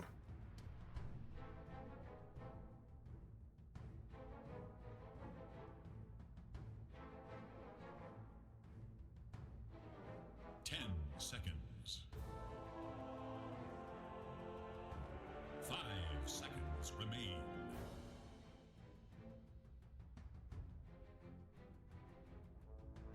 Dyer's turn to pick. Khakis.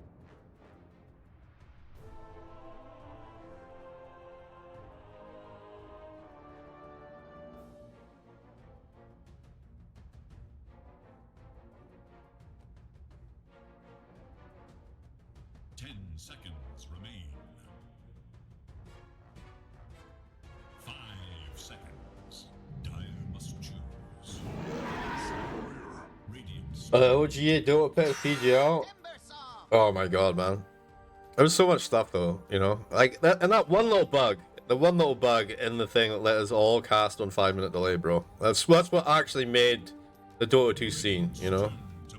Once they fixed that because of Kyle's whining, he then left the scene immediately afterwards. But because of Kyle's whining, they fixed that bug, and then basically the Dota scene just started to die, man. Techies and the Beastmaster. And then you get the Ursa and the Timbersaw. 10 seconds remain. Dyer's turn. Thanks, Kyle. No, I mean, he was right enough, though. There was, like, basically, it was difficult to make as much money, I guess. We get rid of the Puck, the Tiny, the Enigma. 10 seconds. 5 seconds. It is Dyer's man.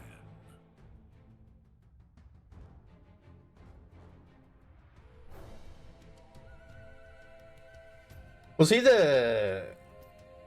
the host? I never actually watched it. I know he was back. I know he was like 10 I know he was like as talent, but I didn't realize he was the host.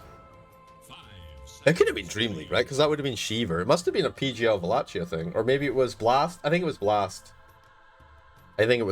Actually. We get rid of the Storm Spirit and no more Monomo Pack. Hello, Demits.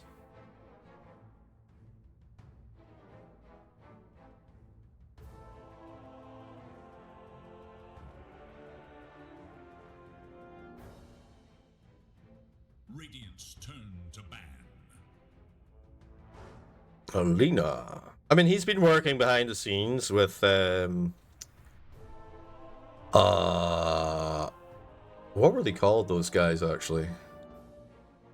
We Play? 10 seconds. Is it We Play? He was working with what's his name? 5 seconds. XQC. And that guy's.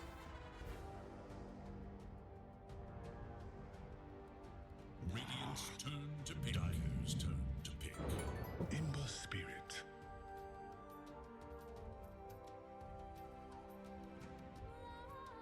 Ember Spirit. Go to the Mickey King. Alright, so nice matchup versus the Ember. 10 seconds. I get like a Qualp or something, maybe.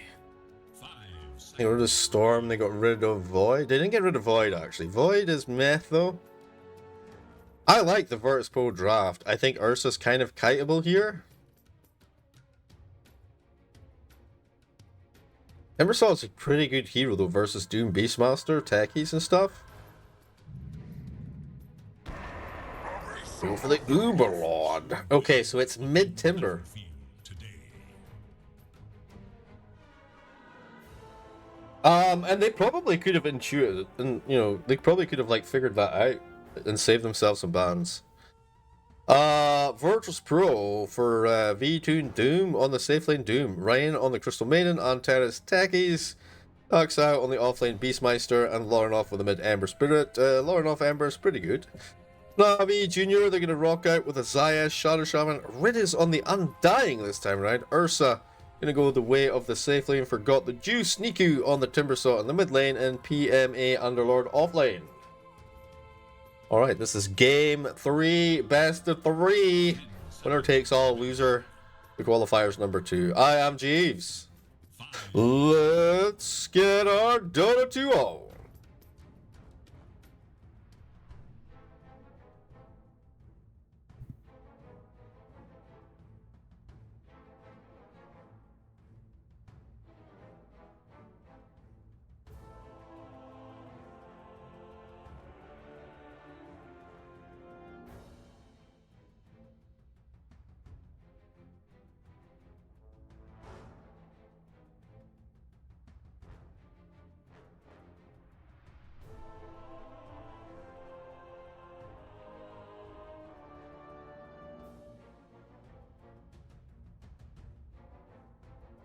Don't you have shrines? Remember when there was 5 shrines in each base, bro? I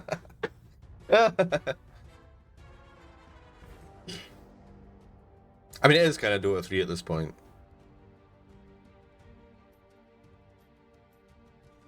It was kind of Dota 3 from the minute they went Source 2, if I'm honest.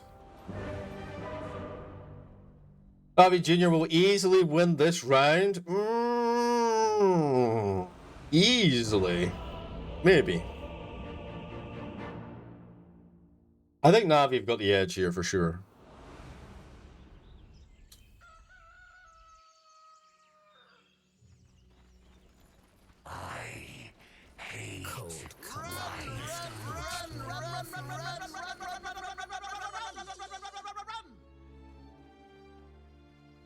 No brains.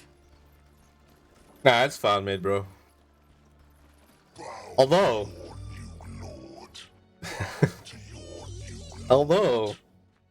allegedly,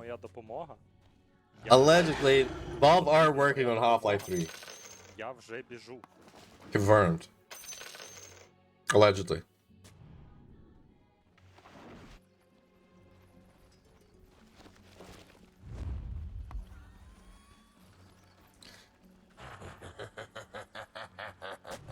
Like, I would be happy if they just took Half-Life 2 and Half-Life 1 and did a full remake for VR. I think that would be a really fun time. Like, I really enjoyed Half-Life Alyx. But the problem is, not that many people have VR. So it's kind of like, eh. Deadlock died. No, I mean, Deadlock, like, so here's the thing, right? Dota 2, okay? Dota 1, Dota All-Stars was around for 10 years plus, bro. Before it became, you know, before Pendragon cut them off and went to League of Legends. And then League of Legends was around. And then, you know, Dota 2 was launched. Now, they picked a front, like, and Valve make good decisions like this, right? The same with Counter-Strike. Where Counter-Strike was around for years, bro. Years, okay? Generations of people played Counter-Strike. Generations of people played Dota. Some of them switched over to League because they're, you know, weak and not very good at games. But, like, these things were around for a long time. So the concept was solidified by the community and the people that played the game. It wasn't like, this is the game, this is the idea, we're going to make it. You know, it was literally like, this is, you know, it's been developed by a community of people, and it's gone one way or another, and whatever else, and it's been there for years and years and years. There's nostalgia, there's people who've got loads of skills in the game and whatever.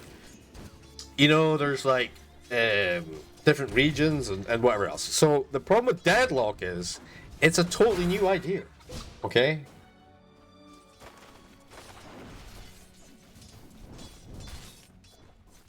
Yeah, but Han as well is just Dota. It's just a Dota clone, right? Like, they're all just like all the clones of Dota All-Stars, right? But these things had been around for years and years and years, so you already have an established game.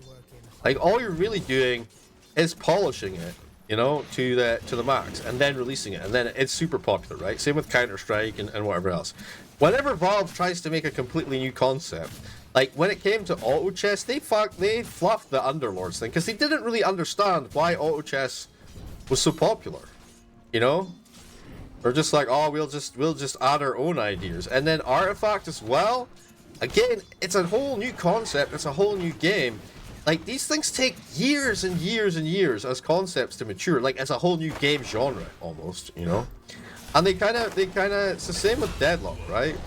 Yeah, they're gonna get a kill somehow on Zayas here. It's the same with Deadlock, right? Deadlock is gonna take a long ass time to mature and to become a game where, you know, you're gonna have 400,000, 500,000 people playing, you know, as the average or whatever. Paragon as well did never get a chance. And Paragon did never get a chance, bro, to actually become the game that it was supposed to become. And we know that it would have worked out because, like, we have games like Overwatch. Hello there. He's gonna get taken down here finally. Easy peasy. We know, like, games like Overwatch and stuff, like, worked out, and, you know, there's other games that kind of took off from the Paragon idea, but it takes a lot of money and investment and time to make these things happen, you know. So Valve, they like, anytime they try something new, they get really burnt because obviously they don't give a shit about making games, bro. Like, as they say, oh, that's 0 billions. You know, when it comes to making things. Like, even if the game is relatively successful, nice shackles, they're doing a little burning down here. PMA sticking on top, the blood grenade gonna get used as well. Rain, he's gonna fall. Like, even if the game is, you know, makes a couple of 100 million, again, Valve, they don't care about 100 million or whatever. It's 0 billions. Neverwinter Nights Online was 5 years before Paragon. Are these games really comparable? Huh. Was Neverwinter Nights Online not just like Baldur's Gate, but like MMO?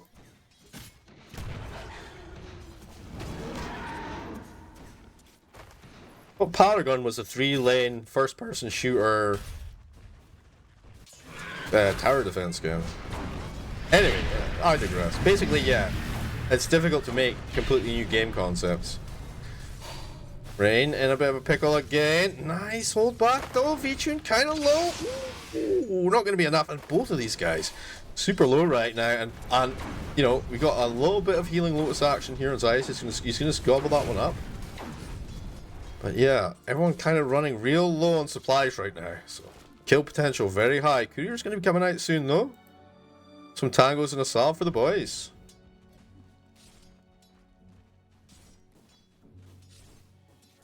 Oh, did it? It actually also had the 3-lane mod. Yeah, yeah. The concept, yeah, was always yeah, it's always there, I guess. But you guys remember playing Counter-Strike when you had the jet skis level, or Icy? You remember Icy in Counter-Strike?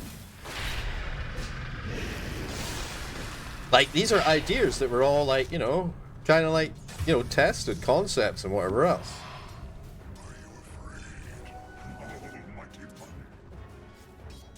Radiant's bottom tower is under attack.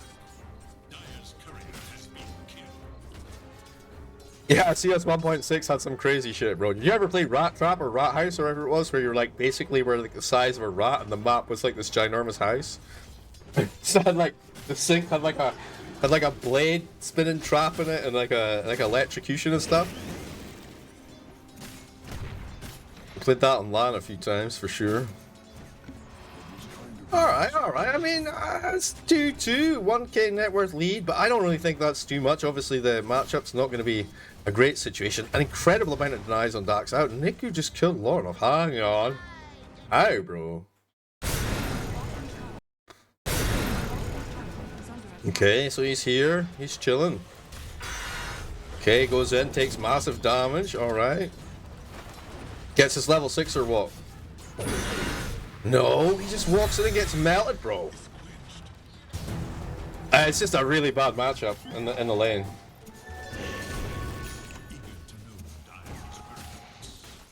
Yeah, like so many games had so many mods, like over the years for sure. And that's obviously one way that you can build a crazy good game, like, is to have like the mods in there. Dark's out, he's in a real pickle here. That tombstone gonna make sure he goes nowhere. Nice wrap around from Niku. Niku now looking for antennas here, right on top of the tankies, and that's a double kill. Starting to just get completely out of control on this Timbersaw. Let's have a look at the net worth here. I'm gonna guess he's kind of top of the bus, and he is. Damn, son.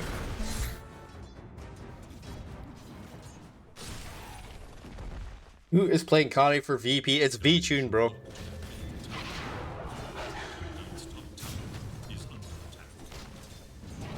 Old but gold.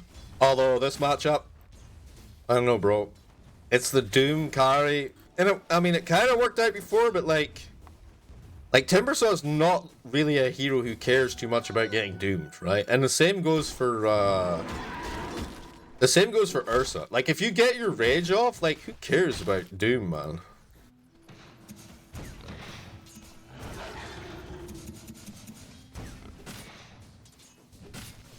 Doom is not a V-Tune hero, bro. I don't make the rules. Doom's in a pretty good spot, though, right now, as a pause one. Yeah, Navi played it earlier today, so... yeah, they played it game one. And that was decent enough. Should look to their top tower. The Dire scan. On the hunt. Actually, he snowballed it out of control, got the juice. Actually, legitimate Doom position 1 player. Yeah, also his PA is super good, you know, like, but you get what you're given, bro.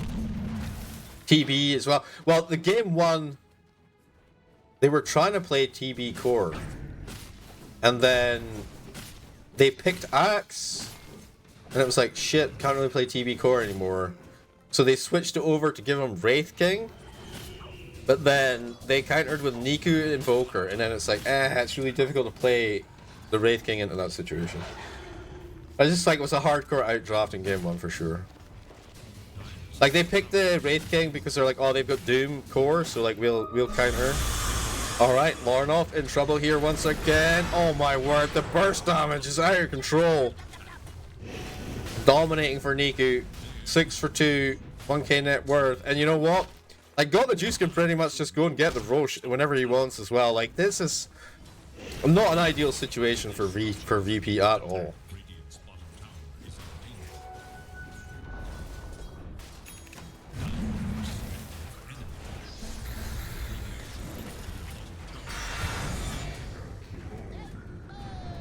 Alright, they go on that back line, they take down the Doom. He's just trying to farm, bro. He's just trying to get his dinner. Rain, he's gonna get toasted now. It's just out of control, isn't it? Give a bet of 5k to Navi. Yeah, bro, I think your money's pretty safe. I think your money's pretty safe at this point. Radiant's middle tower is under attack.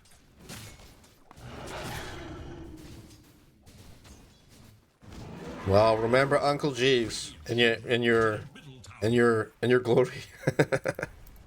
That's all I'm gonna say. Alright, Zayas, of course, almost level 6 as well, but they're gonna take this mid tower first before that's even an issue. You've got such great team fight potential with the Tombstone and the Snacks when it's online. Scanning for enemies. What's the build now? It's just you Helm of the Dominator still and the Helm of the Overlord? Yeah. Is that the build here though, or do you not want you not want Drums of Slum versus Ursa? I feel like your creep is kind of like food. I guess they did kind of fix that item by removing the whole Midas situation. Yo, Ray Love, thank you for the follow, my dude. Thank you so much. Remember, speak friend and enter, keep it clean, keep it positive, no live odds, no spoilerinos. La dee do, la dee do, la dee da da da da da do. Thank you for the follow, speak friend and enter, keep it clean, keep it positive, no live odds, no spoilerinos. Alright, here we go. Oh, I mean, Doom's just like, nah, bro, I'm out of here. I ain't sticking around. And they'll get the Crystal Maiden out as well, but that means you pretty much are giving up this tower. The Tombstone goes down just to see if they're still there. But now it's cleanup time for that bottom tower. Meanwhile, up top, Dax Owl. I'm gonna farm himself up a storm here. Let's see, Relling. The Satyr Banisher. I mean, it comes with a purge.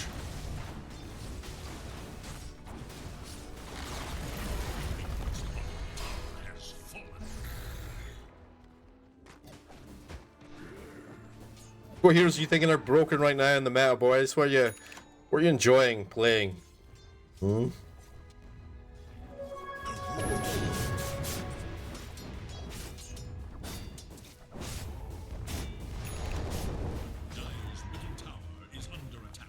Alright, Tombstone 30 seconds before they can really take a fight. It's so awkward. Like, he used it here to try and scout, but just didn't really get much value from it, so...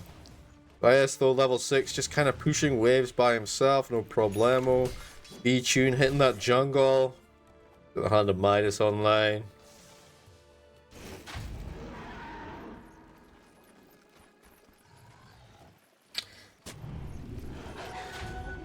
Balance seems too all balanced. You're playing Centaur Warrunner and 7k MMR lobbies. Yeah, I feel like Centaur's probably in a pretty good place.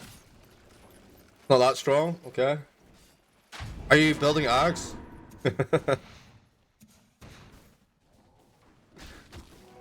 Clockwork, yeah, Clockwork got a pretty big buff, right?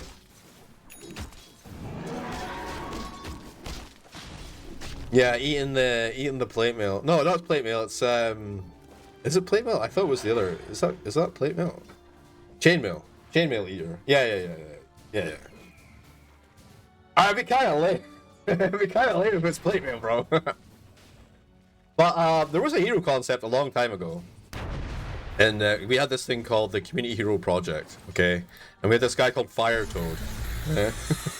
That's how it's yeah. I'm not saying it was Ice Frog, but it was probably Ice Frog. Because a lot of the hero concepts from that then immediately became, you know, heroes in Dota 2. But there was one hero who basically... He was like a big slime monster, and the way you played the hero was you ate the items that you built. So you didn't really have any items, but you were just like, you would just eat everything you got. Every time you buy an item, you'd eat it and give you some stats from the item. It was quite interesting. So it was quite funny to see that make its way into like just being like chainmail on Clock. Buy Divine? Yeah, but you had to save the money for the Divine, bro. And you, like, it wasn't like that. It wasn't like, oh, you get like it wasn't like, oh, you get like all the stats of the item.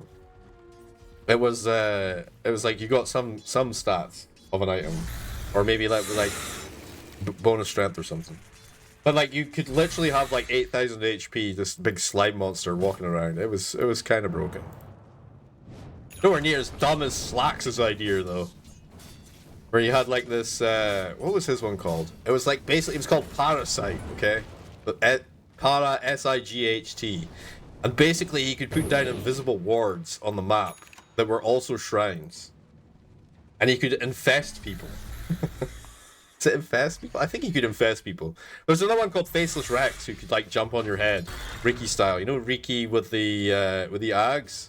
No, not Ricky, a Life Stealer. You know when Life Stealer goes inside you now and you can like beat the shit out of you while he's inside you? That was basically Faceless Rex ability. You just like jump on your head and start fucking slapping away.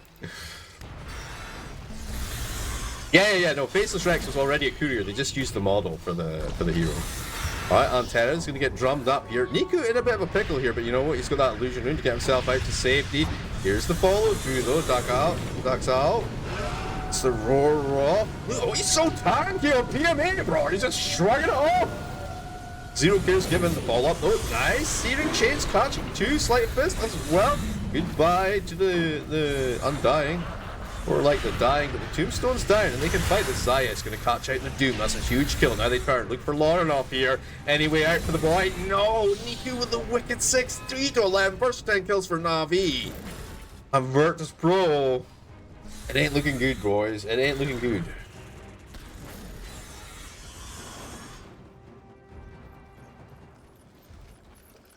Radiant's top tower is in danger. Someone needs more heroes right now? I don't know, bro. Radiant should look to their I could drum up some hero concepts, maybe.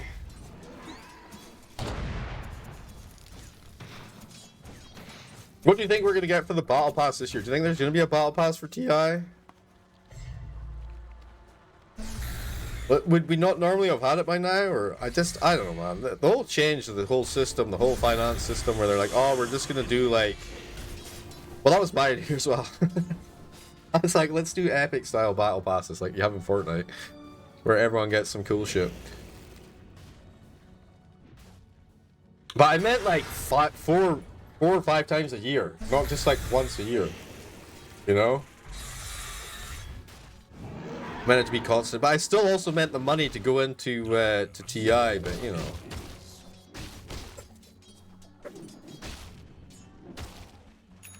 That one Greek guy really screwed us, man. The one guy who worked for the Greek government, you know, and then came to Valve, and he was all about like maximizing profits from monetization. Like, yeah, they're just not gonna do that anymore, though. Like I say, it's PGL. PGL's running TI this year, right? There's no like Valve are not really. They're not really involved anymore, right? Like that's why I'll never get invited to TI because like the guy. Sergio or whatever, the guy who runs PGL, he really does not like me. So I told Mali. He said, does anyone want to cast this tournament for free? It's like an African thing, and I was like, well, I don't know, does anyone want to suck my dick for free? And then he didn't, so, I mean, I still cast a few of their games, but yeah. Basically, ever since then, PGL straight up hated me. And then they accidentally gave me access to cast PGL Valacha because I applied on the thing and it was like, totally not Jeeves is my name. I'm like, definitely not Jeeves, my name that I filled it in for. They're like, oh, you can have access. And then they're like, wait, this is Jeeves. I mean, maybe I should have done that. Anyway, in for the easy Roche, early Roche here. VP, trying to get something back here. Here come the boys, though. Alright, I mean, that's a little sussy Baku here.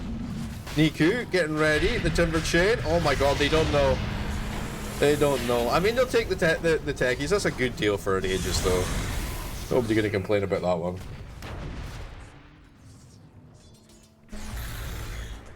Yeah, I think everyone had a pretty good time at TI, and I think as well, people are like, oh, I'm not really bothered about the money, but yeah, like, our whole status as the biggest esports in the world kind of hinges on the fact that TI is, like, had such a big prize pool, you know? And if we don't have the biggest prize pool, then we can't even compete with publicity for, like, League of Legends stuff. Yeah, basically, hang on, big team fight coming out here. Chains coming through, the TP out by Zayas. What? The Shackles coming back the other way. They hold that beast in place. The new Chains gonna stop the big boy from moving away here. Turns it around, throws out a little pit of malice. Zombies everywhere. And actually, no one dying in that fight is ridiculous.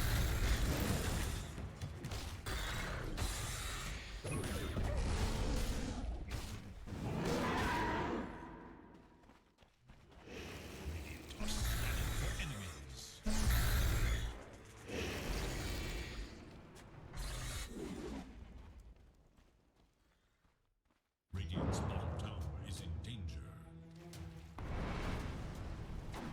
The Rod of Atos into Lotus for Underlord, fair enough. V-Tune, he's got his Radiance Online, Phase Boots, BKB, Midas coming through next. Lorinov. I need to fix that rate command, boys. What is the rate command? Does anyone remember? Really screwing us over. Raid Masters? Yeah. I mean, that's kind of like... That's decent, right? It's decent prize pool. It's like 5 million or something. No, it's not terrible.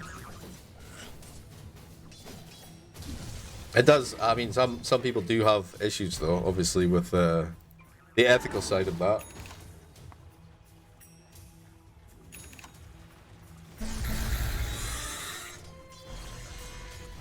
Oh, I met the Prince, man. He seemed like he was genuinely into esports in general. Yeah, but then they kind of dampened things down a bit, yeah. They realized that Valve were not pushing it as well. But yeah, the guy, he seemed genuinely into esports. He seemed like a good kind of, you know, a good influence. I guess there's like political issues around about the other side of it, but you know, wow. But it's got to come from somewhere.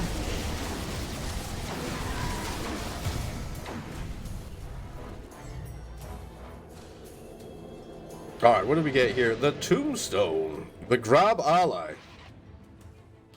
Oh.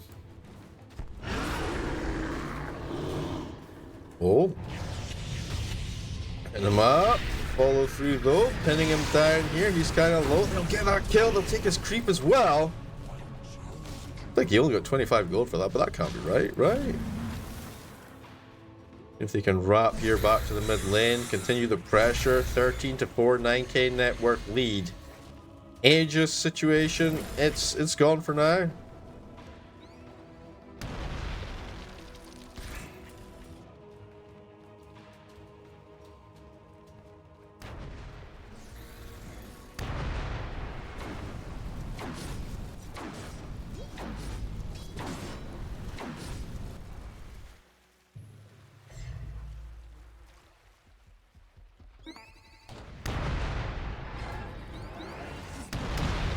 I don't know about minesweeping, bro. I don't know about that one, Chief. What is the robot thing? Robot is... It's not actually that... It's not actually that bad for VP right now. 70-30.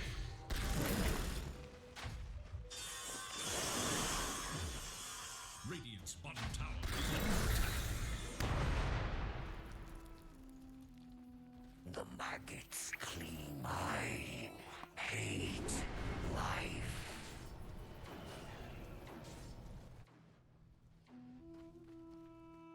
Essence ring with greedy. Dude. It's kind of poggers.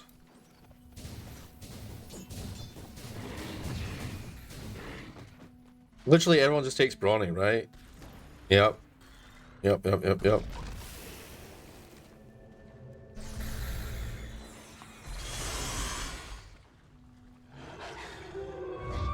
Alright, smoke play from NAVI. Can they actually close something out here just a little bit, you know? Get a little bit of pressure. VP also with a counterplay smoke. Smoke on smoke action. Here they go, coming through. Now they see PMA here. And Ridis now as well. I'm not entirely convinced of the jump just yet. Here we go. The smoke going to break on Lorinov. They've got decent information about this. Sentries literally everywhere. They dive forward. Big quick hex from Zayas. They turn around the shackles. Lorinov. They're ready to back on out of here. Quick stun though. Going back the other way. He's getting kind of low. He gets tombstoned up by the boys. Trying to bring that tombstone down. Here comes Got the Juice.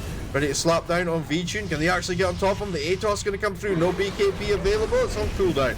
Burst through him and lickety split in no time at all. Turn around. Look for more. Wait, where's he going with this door? I don't know. Oh, down here. Very nice, actually. No problemo. Catching them before they got to the higher ground. Crystal Maiden trying to kill everyone. And Niku don't care. Put BKB. Immune to Ice Storm.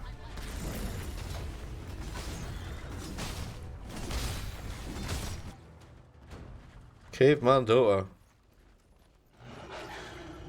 Go away, bro. He's hiding in the trees.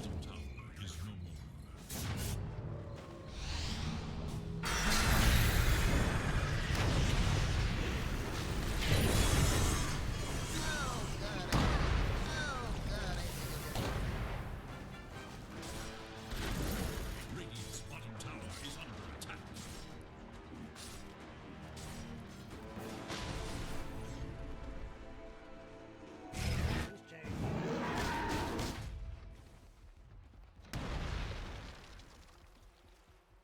Look at all these mines, dude.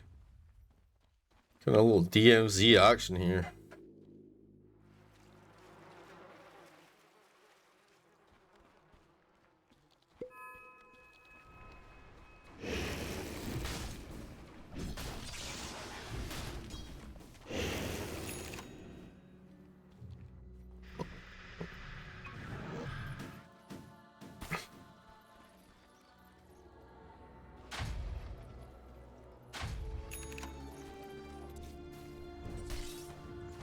Well, I don't know, boys. Roche is up in 10 seconds.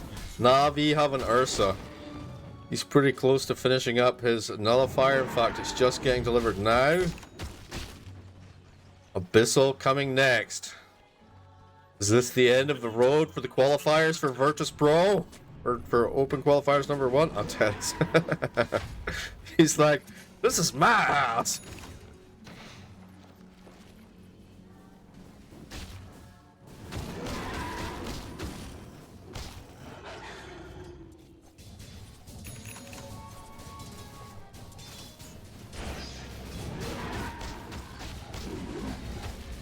Alright, I mean, this thing's still pretty tanky. 250 gold, no problemo. Here's the follow through though. They get a hold of Zayas here. The shackling, not quite happening. Trying to get himself to safety, the BKB. Ah, he's safe for a little while with the Aeon Disc. Turning it around. Can he actually make this play here? The double roots down. Got the juice on the killing speed. Takes out Mr. Teko on the back line. Now they take down Doom. Buyback on Techies, but too late. It's Rain. Gonna go down. Now the roar. Back the other way. Doxal. He needs his help from Morinov. There's the bombing in from Antares. He comes in here, drops all his mines. Lickety split, but guess what? Got the juice. He's enraged. He doesn't care. Takes 0 damage in this situation. No problemo. And that's without the Aegis, boys. That is without the Aegis. Aegis available. They can take tier 2 tower back for Aegis and then continue the pressure.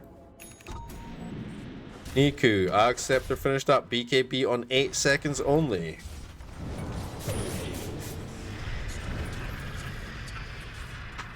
Yeah, I mean, it's getting completely out of hand. They got the dieback now on the Teko.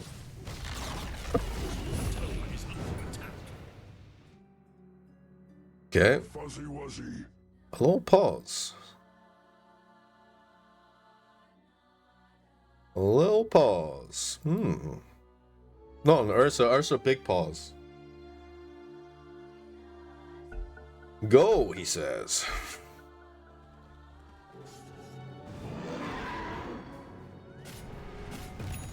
Damn, getting the full level out of that, not too shabby.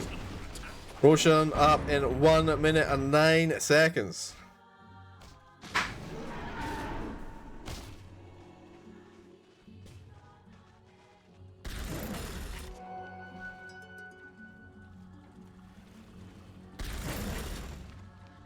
Oh, he's up!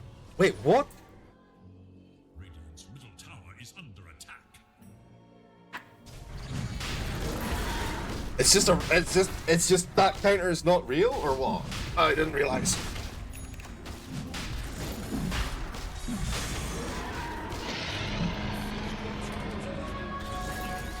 All right, let's go.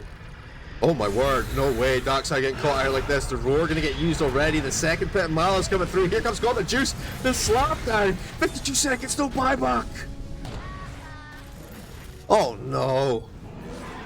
Difficult to hold. He has no roar anyway, so that's fair enough. Here we go, the siege. Up to the high ground we go.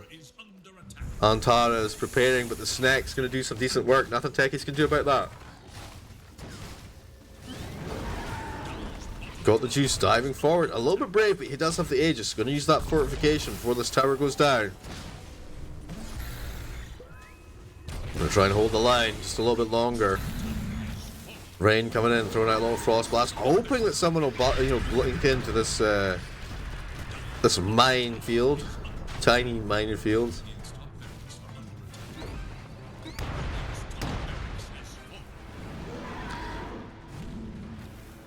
I mean, I think you just get the pipe, and then he's like, you got Glimmer Cape up on, Lewis Orb, and just a value cloak. I mean, Uberlord at this point can literally just walk through the minefield. Ursa's got the Enrage, so like, I mean, it's limited value. Like, Techies is nowhere near the hero he used to be. Let's face it. Remember, you like walk in and your whole team gets blown up? Yeah, those were the days. I mean, only ever versus noobs. That hero never saw any play, except from, of course, I-2000 in 2015 for the EG victory. But other than that, or TI5 even, 2015. Wow, it wasn't 2015, was it? It was like 2018. Navi are back! Navi are back. I mean, it is open qualifiers. It's crazy the quality of teams that are in open qualifiers though, right? Like, back in my day. Like, you definitely would have seen these guys versus each other in the quarterfinals.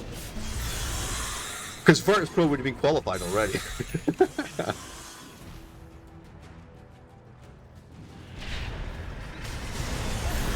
Oh, initiation, quickly blowing up the Crystal Maiden. All right, a little bit of Gleipnir, Morinov. Yeah, mate, just doing a little bit of zoning here, so make sure they get the snacks down and a little pound town on the tower. Got the Juice back in, he goes, ready to stand front and center with this Aegis. Nice seating change though, back line. Oh my word, the jump forward, the blink in. It's a lot of damage. Niku just zoning the whole team by himself right now. Got the Juice with the ball. RNF down for 54 seconds. He's got the buyback. Does he use the buyback though? I don't know, bro.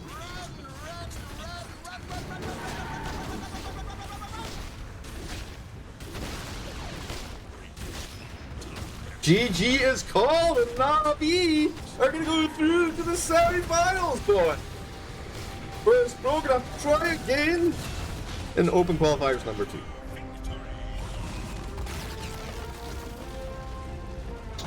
Not that it will happen, but our two teams from the same org allowed to attend TI. I don't know what the rules are at the moment. In the past, it was no. So basically, you just had to drop the team if they wanted to. Like, you'd have to just drop them when they got to TI. Or drop one of the teams, and that has happened. That had happened in the past. But at the moment, I'm not entirely sure actually if because obviously there was another situation as well, right, where it was Alliance versus EG, and Alex owned both teams. And he actually said that EG should throw a game. Not really throw a game, but like basically throw a game versus another team that wasn't Alliance, so that Alliance would qualify. And Mason said no. Just stopped them.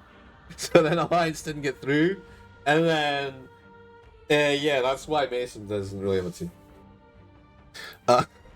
Well, I mean, among many other reasons. Is Arteezy playing in the open qualifiers? Not as far as I'm aware, bro. Like, does Arteezy even play like Pro Duo anymore? I don't think so, bro. I think he's retired. But yeah, Mason got the order from the big boss to maybe not go so hard, and he refused to compromise his integrity. So those were back in the EG Mason days. But yeah, congratulations to Navi. Looking okay. A little bit shaky game 2 though, but it was just basically a drafting situation. Yeah, good luck. Good luck next. They're gonna play versus. Look here. Do we know? They are gonna play versus the winner of 4 Pirates and 0 Tenacity, and that's gonna be. When is that? Is that later today or what? Maybe. Yeah, that's later today. All right, mate. I am done for just now, guys. I will be back. I'm going to be dipping in and out regions over the next few days. Obviously, I've still got to go to work and stuff, so I'll dip in where I can. I'm not really a big fan of 50-minute delays, but yeah, I'll be in and out, and then hope to catch you there. If there are any games that you guys particularly want to be covered that you think are not going to be covered elsewhere, drop into the Discord and just just say which kind of game you want to watch, what the game is that you want to watch or whatever. And we'll see if we can get that covered for you. But it's been a pleasure, guys. I always love casting Dota 2. And thank you so much for the follows, by the way, and the subs. And I will see you guys tomorrow at some point, I'm sure. Alright? Take care, gang. Enjoy the rest of your day. Good luck to Navi in their later series. Yo! Thanks for the follow. Eve Barendez. Eve Barendez nuts, perhaps?